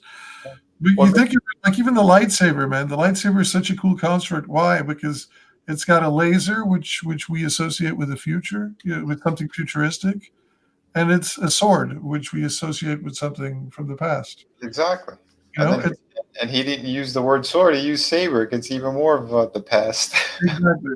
And then you get like it's a movie that's in a galaxy, so you think sci-fi, but it takes place a long, long time ago, so it's in the past. And then it's got classical music, whereas before anything to do with stars and lasers would have been like beep beep beep beep bom, bom, bom, like Yeah. Exactly. I think the symphony orchestra, it brings so much more to a story. So it's got all that, man, and that must have blown people's minds back in the day, and it's still absolutely to this day it still resonates. Yeah. And that's why I know a lot of people give JJ a lot of shit for he's biting off of what they did in the originals. No, paying homage and recreating certain things. I don't know. To me, it's classy. The way that he did it, it works for me. There's still going to be people who hate it nonstop, but if you ask me, I think the majority of the audience are going to like it and have been enjoying it. I liked what JJ did with the first one. Yeah, I think it was deeply referential and reverential of the original trilogy. For sure. The only thing I say about this one is because of the previous one, because they dropped the ball on storylines with other characters. Like, don't focus on those characters. Just focus on what the story is. It's about Kylo and Rey, essentially. So if you follow that, you're going to be okay with the film. I think you'll be happy like where it goes and whatnot. But again, don't forget it is the Skywalker story as well. Go on that thread. That's fine. Like Finn, obviously they didn't know what to do with him. You can still see they don't know what to do with him. Poe does start to come off a little bit more like a Han type character, which it starts to work and it's cool for me. But again, it should have been 2 movies. And if it was 2 movies, then you could explore other shit. You could go more into the backgrounds of Poe or try to do a better storyline for Finn. Like you could go places, but they didn't have that luxury. So what they had to work with, what they had left, you got to go from Force Awakens to this. The elements worked. You slapped Bryan Johnson in the face. I enjoyed the movie. I was cool with it. I think the ending was fine. It worked. A lot of people did, man. A lot of people did, but the thing is that the last movie got so much bad. Oh yeah, because the story was stupid. They're gonna run out of gas. Such a negative response, Yeah. They ran out of gas. Yeah, there's a lot of stupid shit in that movie. Well, The Last Jedi is the prime example of what I've been talking about as far as like not following continuity and not understanding the universe. Like, starships have shields for a reason. It's not just to prevent, laser fire. You can't actually fly your ship into the docking area of a larger ship when they have their effing shields up. They serve that purpose as well. Completely ignored that. Like nothing followed any kind of bit of continuity in The Last Jedi. That movie was trash. Visually beautiful. You have to respect how much Bryan Johnson went into like committed himself to just burning everything, burning all bridges. You know what I mean, man? I do not respect Ryan Johnson one No, bit. no, of course not. Like, think about how ballsy that is, man. I mean, he's like, he knew that there was a rabid fan base behind Star Wars, right? Mhm. And he went out of his way to create a film that was like a massive fu to this rabid fan base. And Like, that's why I like that JJ gave him the massive FU back in this one. no, it is cool because, like, if you think about it, like JJ was like super reverential of the Star Wars franchise, right? Yeah. Everything that came before it, and Ryan Johnson was the absolute opposite. He was like, burn it all down, you know, let's start from zero. And it's if JJ manages to like sort of like rescue the Star Wars franchise from the state that Johnson left it in, then that's a feat to you know. That's something to like applaud. Yeah, for JJ. Sorry, Ryan Johnson can go fuck himself. I got nothing for that man but contempt. Right. Not just because of what he did to Star Wars, and especially what he did to Luke Skywalker, but because he has the nerve to keep fucking with fans. Keep fucking with them. He just won't leave it alone. Yeah. And that's why Ryan's not getting his movies anymore. He fucked himself over. And that's the thing, right? It's you screw something up and then you kept spreading hate. What do you think's going to happen? You know, just like I said, going forward, give it to Jon Favreau. He seems like he's the only one who knows what he's doing because he's a fan. He's a true fan of Star Wars. Because I am all for none of these people. Go to a Star Wars convention, pick someone out of the crowd at random. Buddy, you're in charge. I guarantee it'll be a better movie. Oh, man. Well, I don't know. I think Mandalorian's been great, and what he's done with other franchises, I think, was very fucking good. Favreau's great. I like him a lot, man. I agree. I do like him. I like The Mandalorian a lot. That's Well, and the thing that I love the most stuff. is that he brought George Lucas in on Mandalorian. So he helped with some scripts. He helped with things. So it's there. It works. That's why, yeah, I've always said George Lucas works best as an idea man, because that's what he is. He can't direct for shit. His writing has a lot of problems in it, in my perspective. But ideas all day long. Yeah. Well, I can't get that like clip from YouTube out of my mind where he's like, where he's going, he's setting up a scene for the Phantom Menace, and he has like these markers, right? He's going, that's real. That's real. That's not real. That's not real. This isn't real. I think. And he's like, oops, oh, that's not real. And it's like you can tell that he's so divorced from, he's so surrounded by a coterie of yes people, you know, like everybody's saying how amazing he is and how every single one of his ideas is fantastic. Mm-hmm.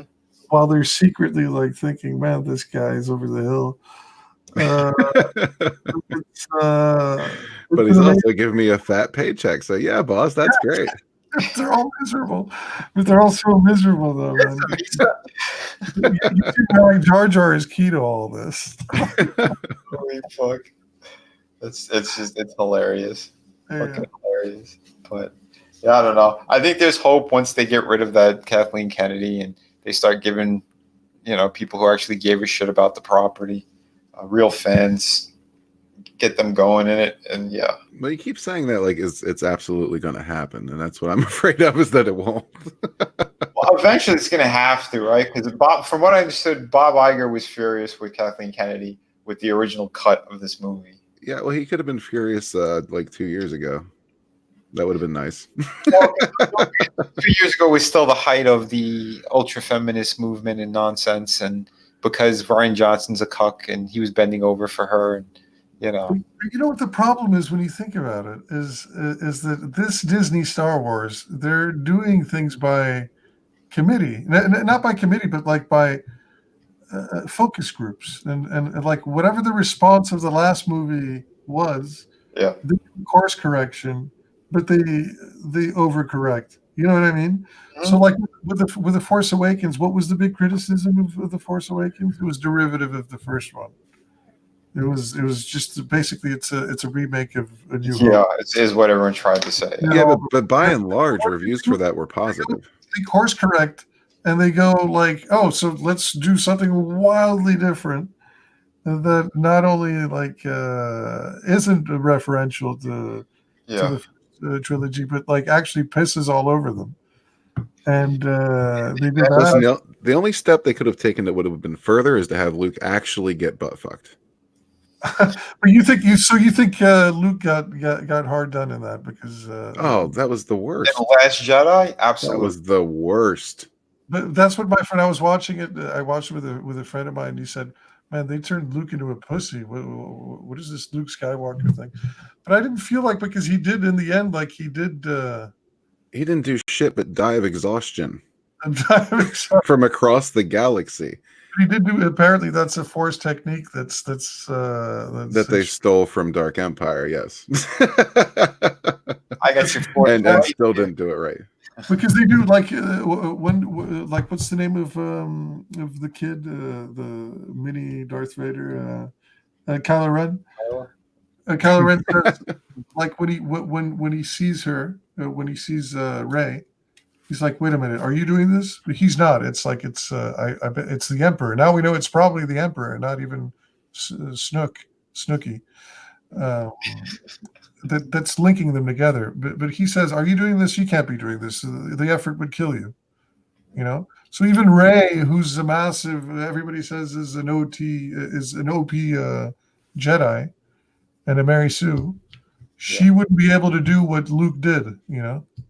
Ray shouldn't have been able to do much other than wash dishes. She But had. I'm sorry. I don't give a fuck how powerful your bloodline is. You still need to train at least a little bit. Yeah, And JJ understood that, which is why they start the next movie with her training. exactly. Yeah, what they did to Luke is absolutely unforgivable. I get the old hermit bit, the old bitter, hero of old that doesn't feel like doing it anymore. The problem with that is sooner or later you got to come out of that and not like in the last 10 minutes of the movie.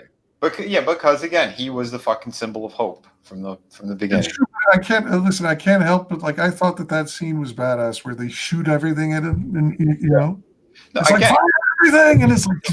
Oh, there were moments that were awesome, especially visual moments, but they don't make up for the crock of shit that entire movie was. you can't have all spectacle and then fuck up the story. Right.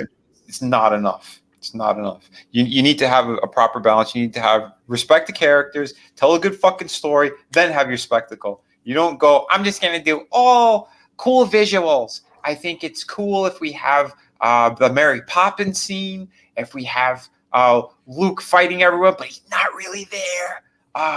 That'll subvert their expectations. Yeah. Dude, come on. Fuck a proper story. Where'd they leave off? You fucking they were looking for Luke. They finally found him. She should convince him to come back. He does. He's with the old gang again. They're gonna fucking fight the Empire. There's something there you could play off of. It almost writes itself. And instead, now I'm gonna throw away my fucking weapon. I'm staying here. And I left the map, by the way, because I don't want to be found and I want to die here. I just want to stay here sucking on milk. Hey, Sim, what's up? Garbage. Preach it, Sim. That milk scene, man.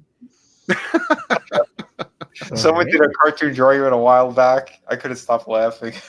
Oh, I keep saying it. Like ever since I saw the movie, like the last one, they technically just like made the Jedi lost, made the Sith win, and now hey, wearing the Skywalker name. Well, again, like I said, I enjoyed this last one that came out. The one before it was total garbage, and what they had to work with for how they ended it, I was fine with it. I was okay. You did? Yep, I didn't have a problem with it because I thought the story. If you're just going from like the Force Awakens, like I'm following those two characters anyway, and what their journey is. I didn't give a shit about the side characters much. That's why I was fine with it.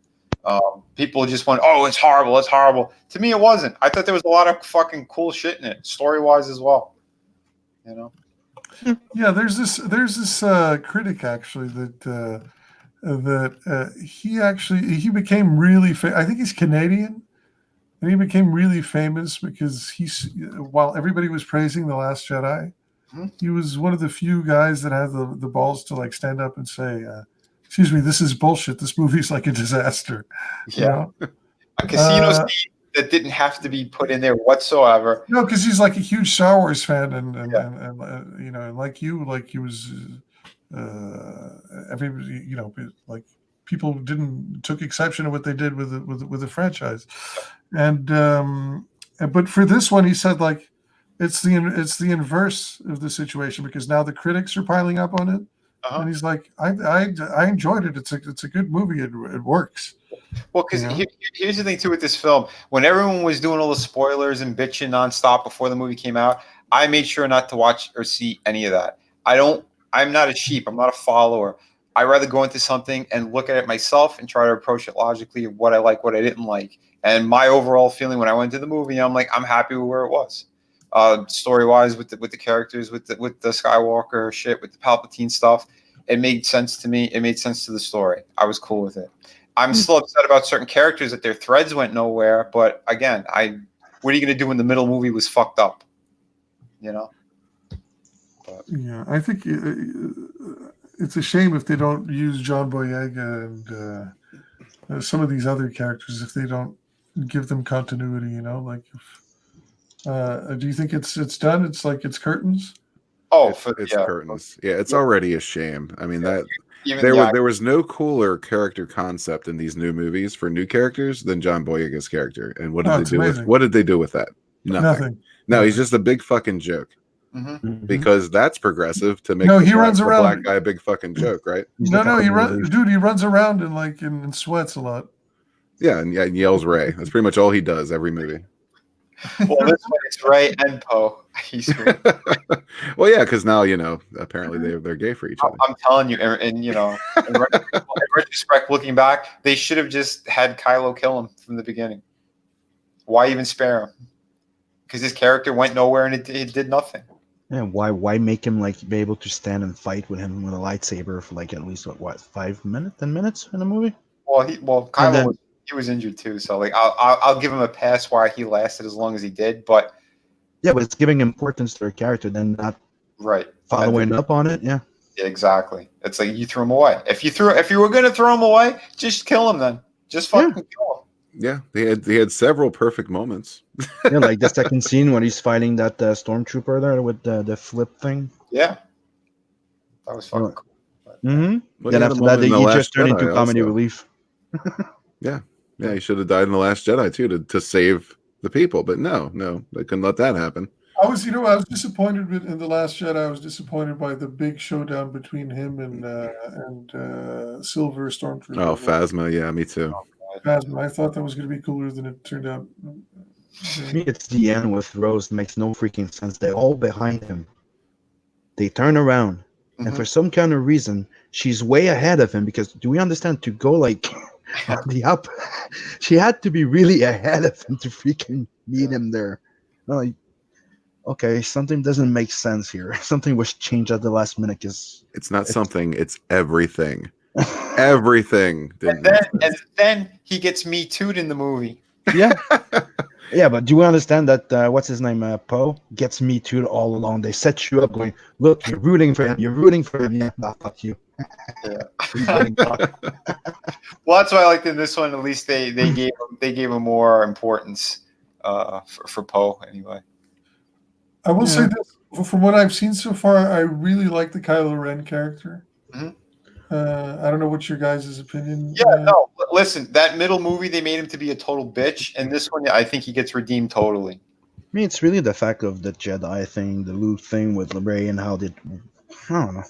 It's really doesn't. Like, I do agree that there's good parts of the movie, but I've only made about halfway through the latest movie. Okay, where'd you stop? Honestly, I don't remember because I fell asleep. And when you're drifting off, you remember parts and bits and pieces. But yeah, I'm sorry, this is the most. I've not been as curious for a movie as this one is in a long time, because it's so polarizing. It's so Yeah. polarizing. But the polarization, I haven't met anybody that's like head over heels for it. Yeah. But like I know a lot of people who are like, yeah, this is actually, I enjoyed it. But they were so burned out on The Last Jedi that for them to say that they probably enjoyed it more than even they realized. Yeah. So I'm curious, man. It's either that or like people that absolutely hate it and they think, fuck the Disney Wars, the Mouse Wars take on it. Yeah. There's Well, no- see, and that's the thing too. It's like there's so much creativity that went into it. The concept artists, people who worked on it. Like to me, that would be totally discrediting them completely. Now, again, like The Last Jedi was a total piece of shit of a movie, but visually it was great. So I give respect to that element of it. But story-wise, all that shit falls on the creatives who were completely in charge and destroyed it all, whatever. This one, to me, there was a lot of redemption. Again, it's hard for anyone to be head over heels for this film. Like this is the best fucking thing ever, blah, blah, blah. It's hard because of the damage that was done from the previous film. But like I said, that being said, I still enjoyed where it went. I still like where the story ended up with the saga thing to begin with. Darth Sidious, fucking Palpatine there. He's one of my favorite characters in all of it. One of the coolest villains. I think he's the greatest villain. He's a way better villain than Vader. People usually say like, who are the greatest villains of all time? They put Vader in there. All right, Rob, get the fuck out.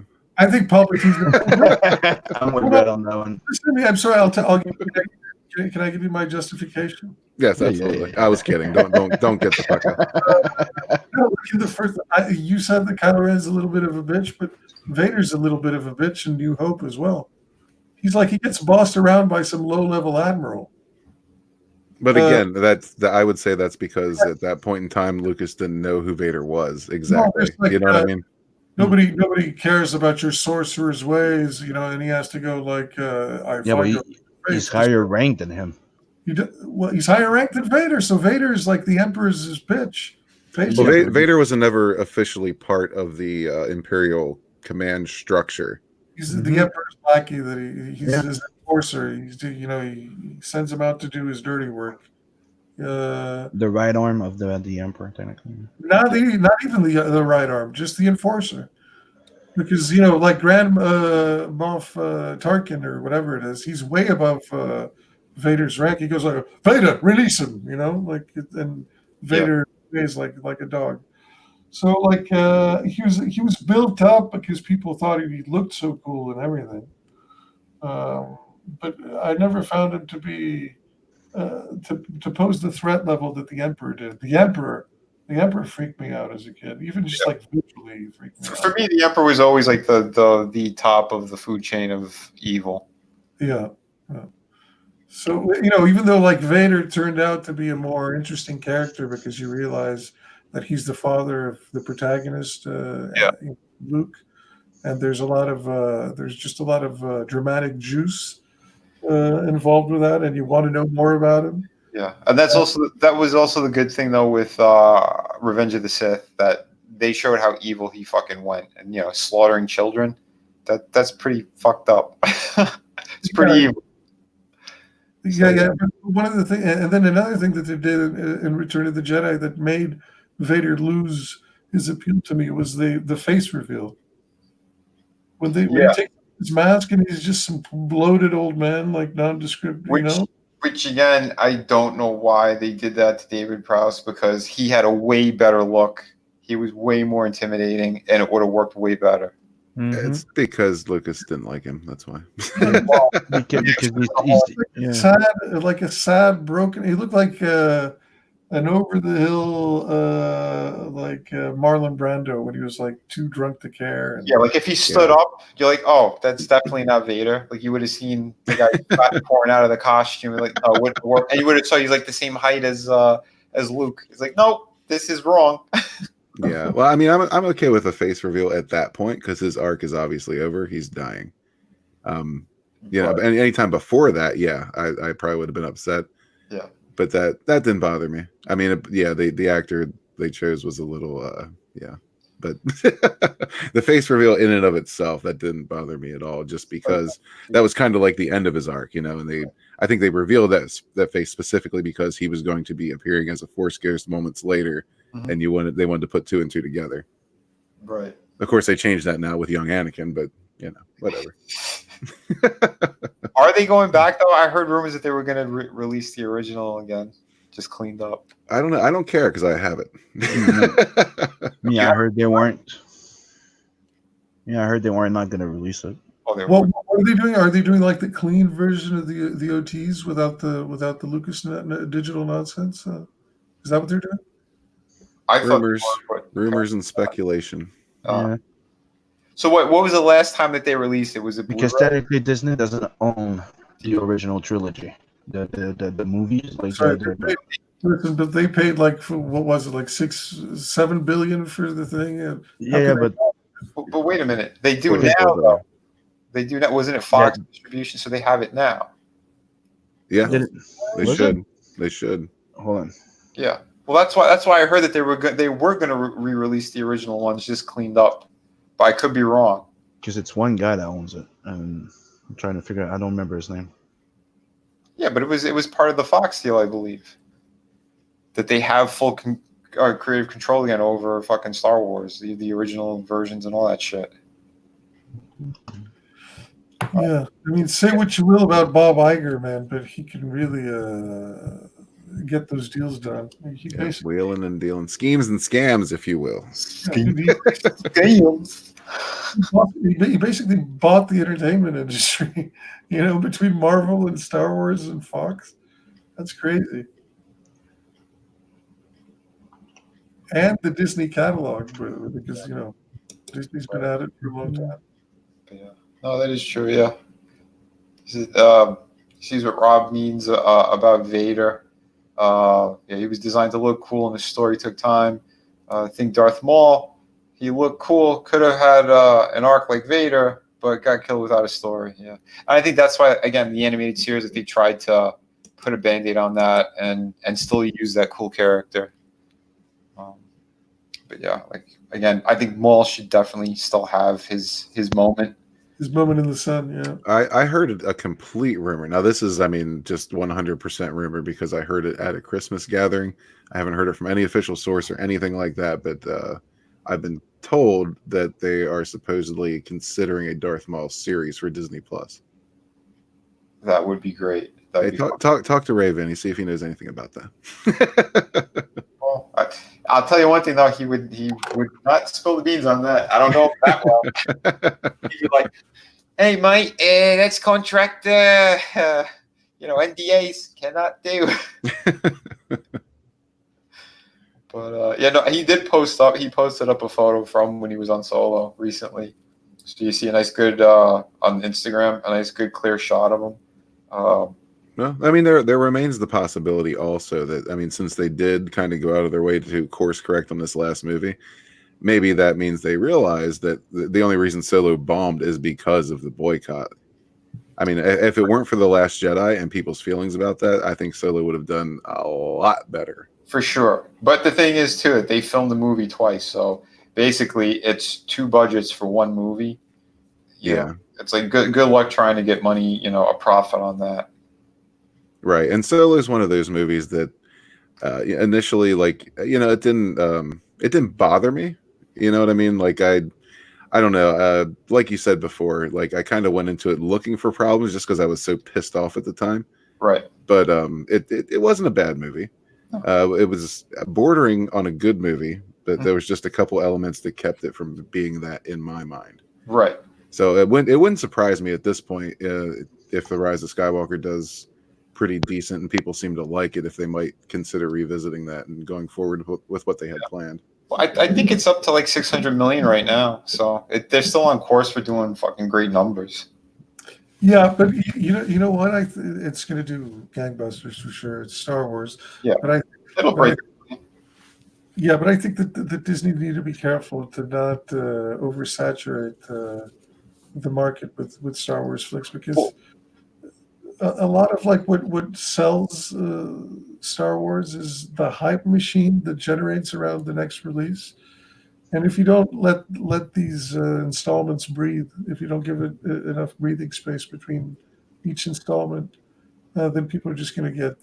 I think they're going to get Star Wars out. Well, here's the thing: if you're releasing good content, that's another story. If you're only releasing so-so content, then yeah, I agree 100%. Yeah, see, but I don't agree, I do agree with the fact that if you do go like a lot, you will run out faster now. If you do space it out, you could, keep the quality level to the, to the max and Yeah, keep it Star Wars going is for a while. endless content-wise, potentially. I mean, it's endless stories to be told.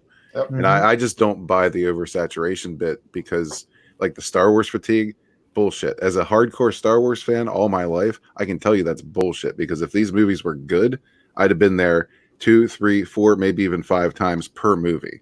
Mhm. You cannot oversaturate Star Wars for me, and a lot of people are like me in that. You know what I mean? I get what you're saying, Rob, with that, but I mean, Star Wars is kind I'm of talking about general audience, and I get you because you're a massive fan, and I'm curious to know like what your favorite Star Wars story is. But from a general audience perspective, you can't get too much of a good thing, yeah, I guess yeah. more perception of that. And the thing is, if you throw a lot, not everything's going to be to the same quality, and after that, people will just stop maybe taking a chance of if it's going to be good or not. Yeah, but I definitely think one release a year is absolutely doable. Yeah. Well, yeah, like one release a year. Yeah. Yep. Yeah, Totally agree. the original plan was it made sense for sure. But Yeah, that was the original plan, was one release a year. yeah, because remember. Well, I'm sorry. Real quick, I just remember fucking Force Awakens came out, then Rogue One. People were all on board, and then The Last Jedi came out. They still opening. Remember, opening weekend was amazing numbers, and then word of mouth came out. You know what I mean? So like they were on the course to doing that. As if that movie was actually what it was supposed to be, they would have continued. One a year, and and the numbers would be going up instead of down. Exactly. Yep. Yeah. So, but what they were doing was, if I'm not mistaken, it was 2 movies a year, right? So, Last Jedi. After Last Jedi, it was Solo. Right? No, they weren't doing 2 movies a year. Solo they bumped up because it was supposed to be initially it was going to be one per year. It was going to be a trilogy movie 1 year, and every other year it was going to be a spinoff. Right. But they shit the bed on The Last Jedi, and all their plans just kind of went out of whack after that, and I think they were scrambling. Right. Because I remember they also said too, like what they had on their schedule was that Solo, if it didn't get bumped up, it was going to be that, and then it was going to be the following saga movie, and then it was going to be a Boba Fett movie was the big rumor. Yeah. It was one technically one trilogy, one spinoff. If these movies were even okay, I think that the 1 year, one release per year would have done perfectly for them. Yeah. But they couldn't even meet that standard of okay, I'll go see it. They're crazy. So I don't even understand how freaking Johnson, his name is, whatever. Yeah, Ryan Johnson. Yeah, how he got away with making such a freaking movie. Seriously. Again, it's because his boss is a raging feminist and he appeased her. Yeah, and he's a cuck. Yeah, it's that, and also like he got directives from on high where like and Carrie Fisher co-wrote this script. People gave him a brief going, listen, the fan response to this is that Force Awakens was too derivative. Of the original trilogy. So we're trying to do something that does it. Some people complain, but the main judgment was people liked it. They couldn't wait to see where they were going with it. Mm-hmm. No, I like the main consensus was the fact that it was very derivative. That was usually the critique. Like the guys, the fans liked it. Yeah. No, it was. I thought it was a great sort of soft reboot for the for the series. It did have stuff that annoyed me, like. Really, you're gonna do a freaking Death Star again for the 600? Yeah. But other than that, I really enjoyed it. Yeah, they couldn't help themselves with those fucking Death Stars. You felt satisfied when you left. It did have its problems, and I wasn't I had some problems with it, but overall, I was happy for it, and I was looking forward to seeing the next bit. You know what I mean? For sure. Yeah, it was a little too much nostalgia driven. Yeah, Death Star once again. Yeah, no, thank you. But for the most part, like I was one of those people who saw that and was telling other people, don't judge it yet. They felt they had to do that Yeah. to bring the old fans back in and to introduce this stuff to new fans. Just to kind of bring the fan base together. Just give them a chance. Let's see what they do on the next one. And yeah, I ended up looking like a complete asshole. Well, again, that's that you don't have a crystal ball. You don't know what they were going to do with it. Yeah. Well, I mean, I can't wrap my brain around how you acquire Star Wars, right? And then we're gonna produce a trilogy to follow up the previous trilogy without a single fucking plan. You let each individual director write their own movie, do whatever the hell they want. Apparently, they can talk about the story group all they want, but where the fuck were they? You know what I mean? Like, how do you not have at least an outline drawn up by someone competent for these people to follow with their drafts? And they were promising to see like the entire cast back together again, to see the final conclusion of all their stories. And they did have technically a plan that Lucas gave, but they technically threw that out the freaking window. Well, that's the thing, right? They cherry picked what he had. He had an outline for these 3 movies. And from what I heard, I'm not wild about his outline either. Oh. Well, from what I heard, I thought it was pretty good, but I didn't hear every detail about it. I'm sure you might have fucking heard more. But yeah, from what I heard, there were elements of it, and they decided to run with those elements, and then they twisted them into something even worse. Well, at least for that middle one. Jesus Christ. Yeah, therein lies the problem. I mean, you can't have a middle a middle portion to a trilogy suck that bad and just completely ignore everything that came before it and fuck everything that was planned to come after it. Not only that, have that middle trilogy fucking kill one of your favorite characters from the damn franchise. Mm-hmm. Yeah, I'd have been fine with Luke dying as long as he didn't die like a bitch. Exactly. I was going to say. But You know what I'm almost like is pissed off about, like, well, I'm actually more pissed off than Luke dying. I'm more pissed off with the fact that, like, Leia didn't die, because that was such a scene. That would have been a perfect from a dramatic perspective. Oh yeah. Everything was set up for, like, oh man, she died. It was like it was going to be an emotional departure for the character, but that made sense because these people are growing old. They're like tired of the franchise in real life, and they want to, like, do some other thing. Yeah, and sometimes those abrupt deaths are the best. You know what I mean? Because nobody would have expected that at all. You want to talk about subverting expectations? There you go. You had it, and you wiped your ass with it. Yeah, he's aiming. He can't get himself to shoot. He knows he's gonna kill his mom. Somebody else does it. That would have been like, yeah, that would have been great. And then all of a sudden, she starts floating back into the thing. But she opened her eyes. You see the fucking skin freeze, and she opened her eyes. That doesn't freeze. It doesn't pop out of her fucking skull and flies like Mary Poppins. She invents the force power. Yes. Yeah. And yeah, she was probably force healing herself at the same time as forcing herself to the other ship there. If she forced too much, you would have seen some brown stuff coming out of her dress. That was probably the extra sparkles left behind. I will say it was entertaining to watch the the diehard Last Jedi fans try to defend all this shit and just making shit up as if they were Disney. There's a few things that are indefensible in that movie. That's one of them. The other one is the SJW Captain Holdo. Yeah. Like all of a sudden, like she what do you call it when you go to light speed, fast FTL? She warp drives. She warp drives against like a Star Destroyer. Yeah.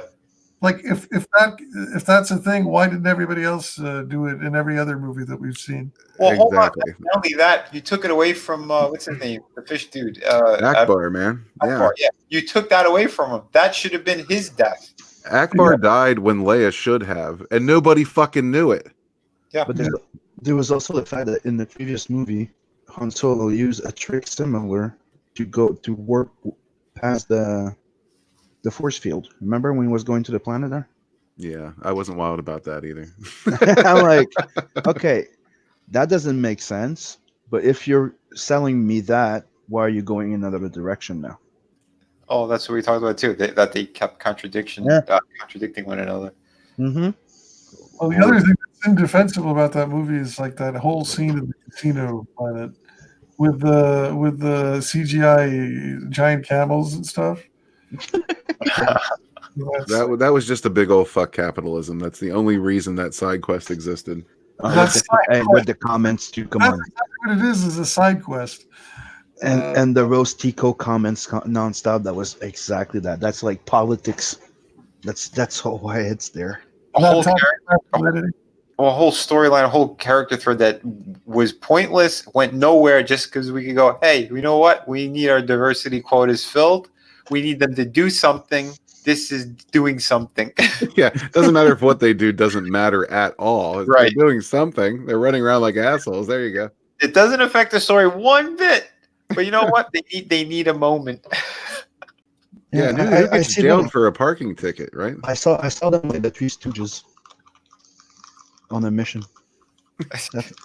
That's how they seem to me on that freaking movie. They're like the Three Stooges on a fucking mission. Well, the Three Stooges had better storylines than that movie did. More in-depth plot points. Exactly. You know, with the crowbars and the. I mean, Jesus Christ! I don't know how that guy even got work after that movie. But how did they give it to him in the first place, right? Because what did he directed? Like some time travel movie, and He did Looper. how was Looper? Looper was pretty good. I saw that. That's all anyone remembers. Okay. Oh, and by the way, I finally watched Solo like 2 days ago. Yeah, what'd you think? Yeah, Fast and Furious and space. Like, dude, they even drift. They even drift with their freaking Falcon, the Millennium Falcon. But right, if you fast forward those robot scenes, isn't the movie all right? Yeah, I liked it. I thought it was a cool movie. I thought the robot was funny until she dies. It was funny. No, I enjoyed it, but I didn't really feel like it was Star Wars a bit. Like visually, yes, but it gave me a vibe of like watching a more like a Blade Runner-ish type of movie. Okay. Yeah, I can see that. Yeah, like I said, I was Yeah. fine. I thought But it was an enjoyable movie. Like I put it there with Rogue One. Like enjoyable, not this stuff that I'm like, meh. Yeah, I don't know if I'd put it quite there. I think Rogue One is way higher than Solo in my book. Yeah, I liked it for the final scene more. Like I liked the movie. Yeah. I really didn't like the actress. She was really not selling the character. She's really not a good actress. She's From Game of Thrones. Yeah, people give her too much credit. That's not my that issue. good. Like the character, the idea of the character was okay. I really did not like the intro. Yeah. Really not. But like at least if the actress could have sold the character, I would have liked it better. But overall, like yes, I do think Rogue One is better than Solo. I liked it. I think it's the better of the new movies. Yeah, the one who played Han, like you could see he was acting, he was trying. You know, it's not like he wasn't trying to phone it in. She was phoning it in. She's like, I'm a Game of Thrones star, so whatever I'm doing is I like it. Yeah. Listen, 2 minutes of Rogue One was better than any other Star Wars we've gotten from Disney. Yeah, especially those last 2 minutes with Vader. Yes, that's the 2 minutes I'm referring to. Dude, highly elevated. Oh, and that's the thing. Like I highly recommend anyone who, if you're not even going to play that newest Star Wars game, look it up on YouTube. The ending, because yeah, dude, that ending was awesome. Because Vader is pretty much that. He's like what you see in Rogue One, how powerful he is, and yeah, he's a fucking badass. But there's Yes, a he little is. bit of retconning going on with that. I love that they're doing that with Vader, but that's not what he was like in the original trilogy. Yes, They had restraints, all right. They had restraint, and the fact that he's supposed to be highly like that was the point, is that he's highly submissive to the Emperor. Right. Like the idea is like the way I always thought is the Emperor is like the old powerful guy that's still clinging to power by controlling like the most powerful person. Yeah, and here's the thing too, like And he technically destroyed him to be able to manipulate him. Like, right. Mhm. And if you've like read the other books or other things and you've seen what else Vader was doing, or even the Ooh. video game with well, the other video game with what's his face, with the Apprentice, Star Killer. yeah, Yeah, Force something. or the Force Unleashed. Right. But there's also the what was the other one? The one that was in between the two last one, Shadow of the Empire. That one was amazing too. I never seen that one, but They say Shadow of the Empire is what they should have done. What they should have filmed is Shadow of the Empire, because that was in canon. It was like the sequel to the OT. well, this is what I'm saying too. It's I'm looking at that Vader that was in Rogue One. I'm seeing Mhm. him as like part of all that cool shit, right? All that stuff that Yep. came before. That's why to me it makes sense too. He does sort of have his own agenda. He is still doing his own thing, because again, eventually that's what was going to happen, right? Because with Mhm. the Sith, that's how it is. It's the apprentice usually kills the master. Yeah, he's the Black Knight, like he always said. Like he's an embodiment of space Black Knight, technically. Right. So that's why for what he did in Rogue One, it does make sense to me. I was super happy with that. Yes. No, I love that scene, and I love that. All right, everybody. For me, everybody kept rambling on about how badass Vader was, and then finally I got to see it. That's that for me. That's Vader being badass. I saw it in that scene, and I saw it in a couple of video games that I played. Yeah. And The opening of The Force Unleashed, when you get to play as Vader and you're killing all the Wookiees on the planet. I mean, amazing. I loved it. that's what I'm saying. It's like, Mhm. give me Yeah, that. we were all happy to see it too. I mean, When in A New Hope, yeah, Vader was a little lamer than he probably should have been. But Right. Again, I blame restraints for that. Right. In, that was in that was Empire, also at the end. When he Empire came was to pretty the much Bible. Vader's movie. Like, he was a total badass in that. Absolutely. And that's why a lot of people, they go, that's their favorite one out of all the Star Wars movies. Because that's the entire also purpose of the movies, is that he was feared, Mhm. but when the movie starts and he starts feeling Obi-Wan, Luke, hey, he's not himself anymore. Yeah, and what a lot of Yeah. people lose sight of is in Empire, like they're like, yeah, he could have just wiped the floor with Luke. That's not the point. He was spent that entire battle trying to convert Luke. He wasn't trying to kill him. If he was trying to kill him, it would have taken 5 seconds. Yep. Right. But it is cool that he slashed his hand off. Like, Yeah, that's when he had the shits of him. He's like, all right, you little fucker, I'm tired of this. Yeah, I actually let you land a hit. Okay, you're losing a hand, you little bitch.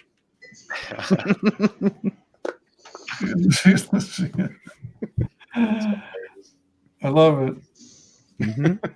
You know, it's like you know, in Marvel comics, another character that's a lot like Vader. It's Doom. That's one of the reasons people like him. It's like it's that bad guy that people can understand, Was who? Say that again? Doctor Doom. like Doctor Doom. Like, Yeah. For sure. like he has a purpose. Something led him there. Like he doesn't think he's evil. Well, and that's where you get the best villains too. They don't see themselves as totally evil. It's what they're doing is justified. Yep. Or And- they're and the they're- hero. Yeah. Yeah. Like, no, what I'm doing is right. I'm going to be saving people. I'm going to be doing, the right thing. It's just how it appears to everyone else is just super fucking evil and wrong. Yeah. The Yeah. entire And then- premise of the Lex Luthor thing. Lex Luthor is the guy that's like, what? Nobody's seeing the threat. You're all gonna thank me when I'm ready Exactly. to save Yeah, you that's- guys from that threat. That's an alien who has way too much power. That's not Mhm. right. If he wants to, he could just turn around, kill everyone, become the ruler of this planet. No, we have to stop him. Yeah, we have at least have him under our control. Like, If you watch if you watch the Snyder take on Superman, then he's absolutely right. I side with Luther. Because his Snyder Superman is such a nihilist. He's a loose cannon, man. Completely. yeah, but it's also his beginning. Come on, he needs to learn those fucking lessons to grow. What, you think that everybody's a Mary Sue? Man of Steel was his beginning. After Man of Steel, Batman versus Superman, he should have been the Superman we know at that point. I agree. I think. Yeah. 'Cause I enjoyed Man of Steel a lot. I fucking again I couldn't stand that little pissant with Jesse Eisenberg, what they ended up doing with him with Lex. That was miscasting totally. The character was written poorly. All that shit just didn't work. That was basically Zuckerberg from fucking Facebook. No, it is. Yeah, Yeah, that's all. yeah. By the way, from what I from. Do you remember when all the before all the stuff started with the Warner Brothers, when they were talking about the movies that were coming and people were complaining about the fact that Superman was too dark in Man Yeah. of Steel, and Mhm. they said, "Yeah, wait until Justice League." But what happened in Justice League? He's a murdering psychopath as well. Like he wakes up, Yeah, went- but it's not. It's he not. went It's not the movie was supposed to be neither. Okay, I'm sure. But you know, the one scene I watched in Justice League, because I watched it in the airplane and like fell asleep. But then I watched the one scene where on YouTube where Superman wakes up, and what's his motive? What does he do? Like his first instinct is to kill everybody around him until Lois Lane, the only human being he cares about on the planet, shows up and says, "Clark," and like he finally grows a soft spot. But other than that, he was ready to take everybody out for no reason, just out of spite. I don't know what the hell they were doing, bro. Yeah, that whole scene was a little confusing. You remember that Kevin Smith clip where he talks about like he almost directed a Superman movie and he wrote one, Mhm. and he had to deal with this producer named John Peters. This is a funny clip, actually. Oh back- yeah, Yeah, yeah. I've for the heard him speak spider, about that at length. Yeah, right. And he's there's one time where he's getting notes from John Peters, who's a total kook. And he's like, if I could cast, what my dream casting for Penn would be? It would be Sean Penn. And he's like, oh, really, Spicoli? And he's like, yeah, because if you watched, there was a movie that had come out, like, I don't remember what the name was, but watch him in that fucking movie. He's got the eyes of a fucking killer, man, a caged fucking animal. And like Kevin Smith, like, it's Superman. It's not subverting psycho, but it's like somebody took those notes and made it real. Notes from Peters, and sure enough, Peters is a producer in the movie. Peters produces these new movies. But dude, you know what was really supposed to happen and it didn't because of that stupid writer's strike? The guy who George, what's his face? The one who did Mad Max? Yeah, wow, what an amazing director. Yeah, he was going to do Justice League movie. Yeah, that would have been amazing, man. Yeah, I would have been really curious to see what he would have done with it because I think he had like Army Hammer as Batman, like that's who was cast as Batman. I forgot who was Superman, but like they had a different lineup. They had something that was closer to the actual comic books. They said so. Like I'm really curious to see what his vision would have been because that guy is just an amazing director. It's how insane is it that an 80-year-old dude or however old he is, just because he took I think he did Happy Feet. He did all the Mad Max movies and then did Babe and Babe, which were great movies. Yeah. Then he did. He took a big, like, he went on a hiatus, did Happy Feet and Happy Feet 2, and then another huge hiatus, and decided to do Mad Max when he's like 80. Yeah. And that movie was directed by some like teenager, like with a vengeance, like. Dude, what he did, man, I'm sorry. They should have given him the Oscar. That guy deserved it. Because what he did with that Mad Max movie, Fury Road, dude, it's still one of my favorite movies. That thing was just sick. It's when they say like those little blurbs where they say like it's a thrill ride. That's actually like a proper like. It felt like you were like in the ultimate theme park, like an experience. It felt like a real experience, especially when you go to the movie theater. And I was lucky enough to go to one of those the theaters with a lot of different bells and whistles, and the seats were shaking and they were throwing things in your face and stuff. And, Oh, wow. yeah, 4D or something? yeah, it was like an AMC special like theater that they have. Oh, wow, that's great. Yeah, like if there's burning rubber, like you smell it. Like Feel Around from Kentucky Fried Movie.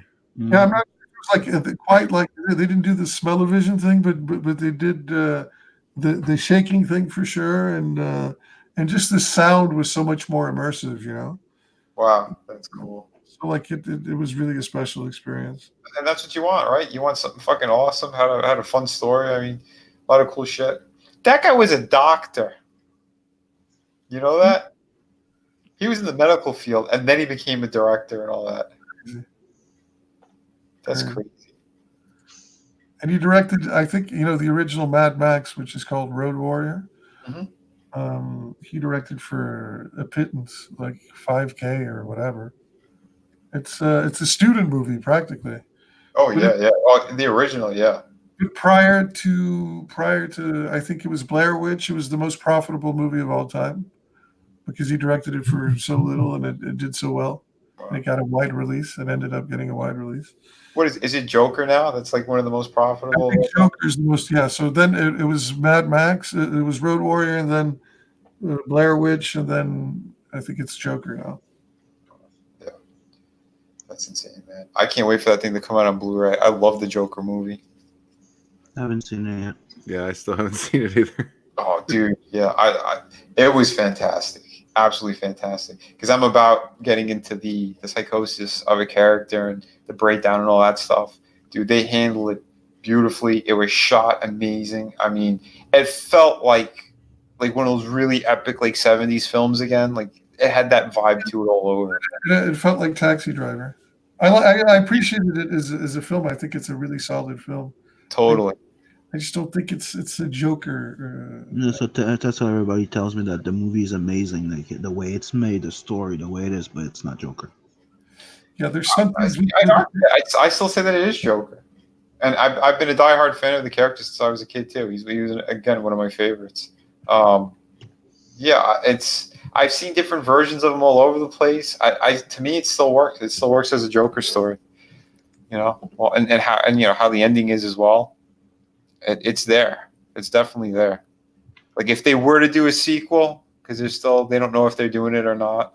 I know the studio wants it because of how much money it made, but artists. Absolutely, they're going to do a sequel now. Well, again, and if they do, like they could definitely. They have something amazing there. They really do. And again, let them do what they want to do with it. The actual creative people who made this one happen, because that's what they did. They didn't fuck with them. They let them do what they were going to do. They said, "Screw it. You're going to do rated R. We're not attached to anything else. Do the movie you want to do." And that's how that's why they got the green light. That's why I think it was so good. And it's still respectful to the source material, if you ask me as well. Yeah, my bone to pick with it was the fact, there's a few things, but that's the comic book nerd in me. Yeah. Which is the age difference between Bruce Wayne and Joker.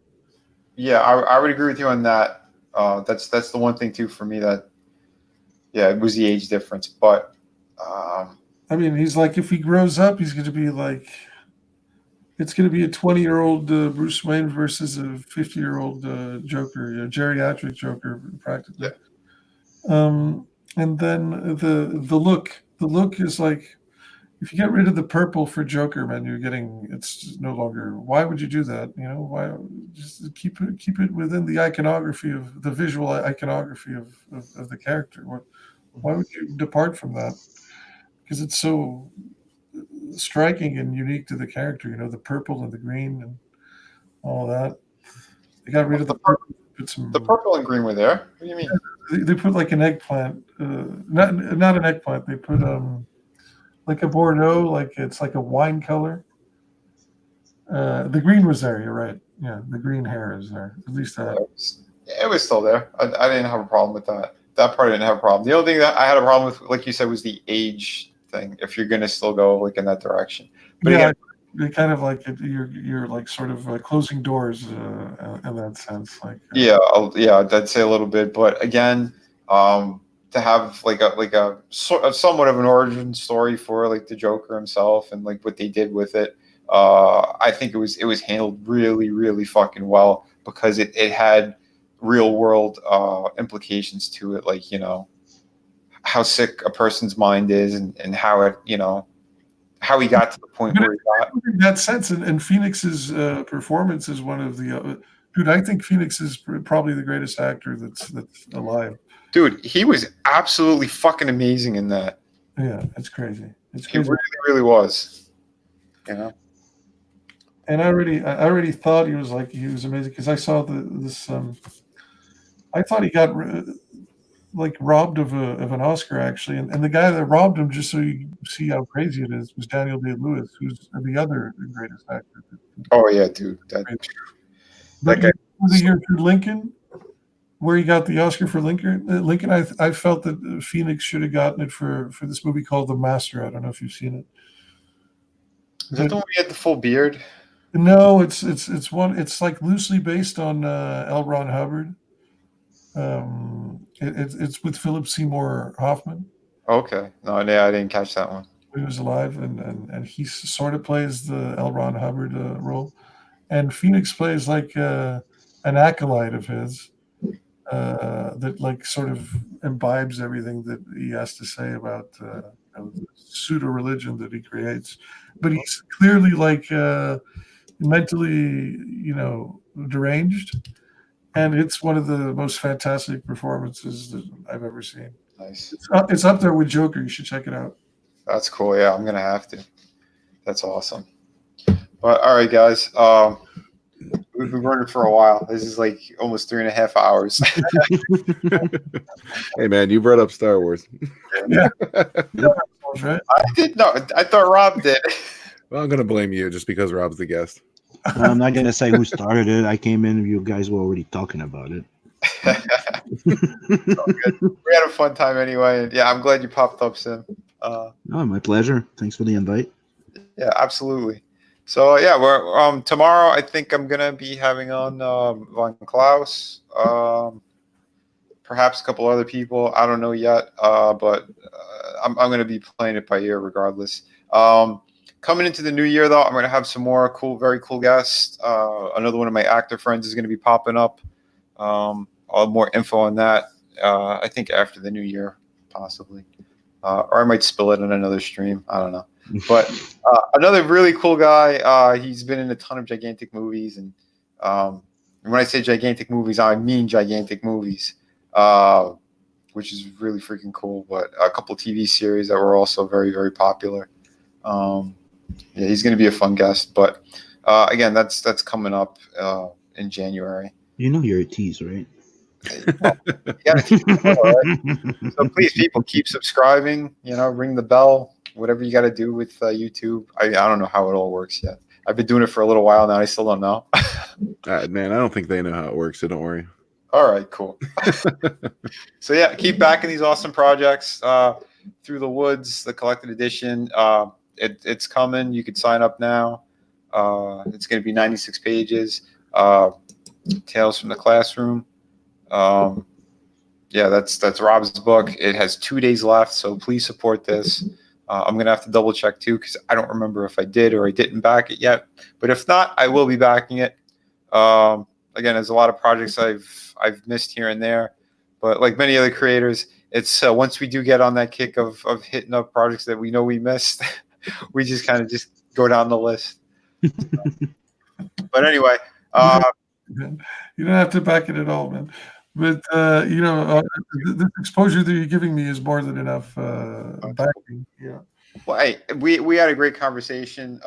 Everyone follow Red Gaze Sim. He's got a bunch of projects. If you want to list some of them off, go for it. Bloodhound, that's on demand. You can sub to the Tales of the Nadverse. There's the Mona. The 2 books coming next year, and keep your eye out for CG Jumpstart. Awesome. Dude, yeah, that's me and Sim. I think we are literally the 2 hardest working guys in CG. We're juggling multiple campaigns, projects all at once, all at the same time. And we're passionate about what we do. Oh, I'm excited for the CG Jumpstart thing. It's like a magazine that, right? It's gonna be like a mix of Wizard and heavy metal magazine. Wow, I love it. Yeah, with the comic skate and focus. Yep. See, yeah, that's why it's called CG Jumpstart. Love it. So there's like a few serial series, and after that is going to be like previews of upcoming campaigns. There's going to be interviews. That's going to be fun. It's supposed to launch in January or February, one of both. Absolutely. That's cool, man. Yeah, it's going to be good. But yeah, a lot of great people involved for sure. Yeah, it's definitely one to keep an eye out for.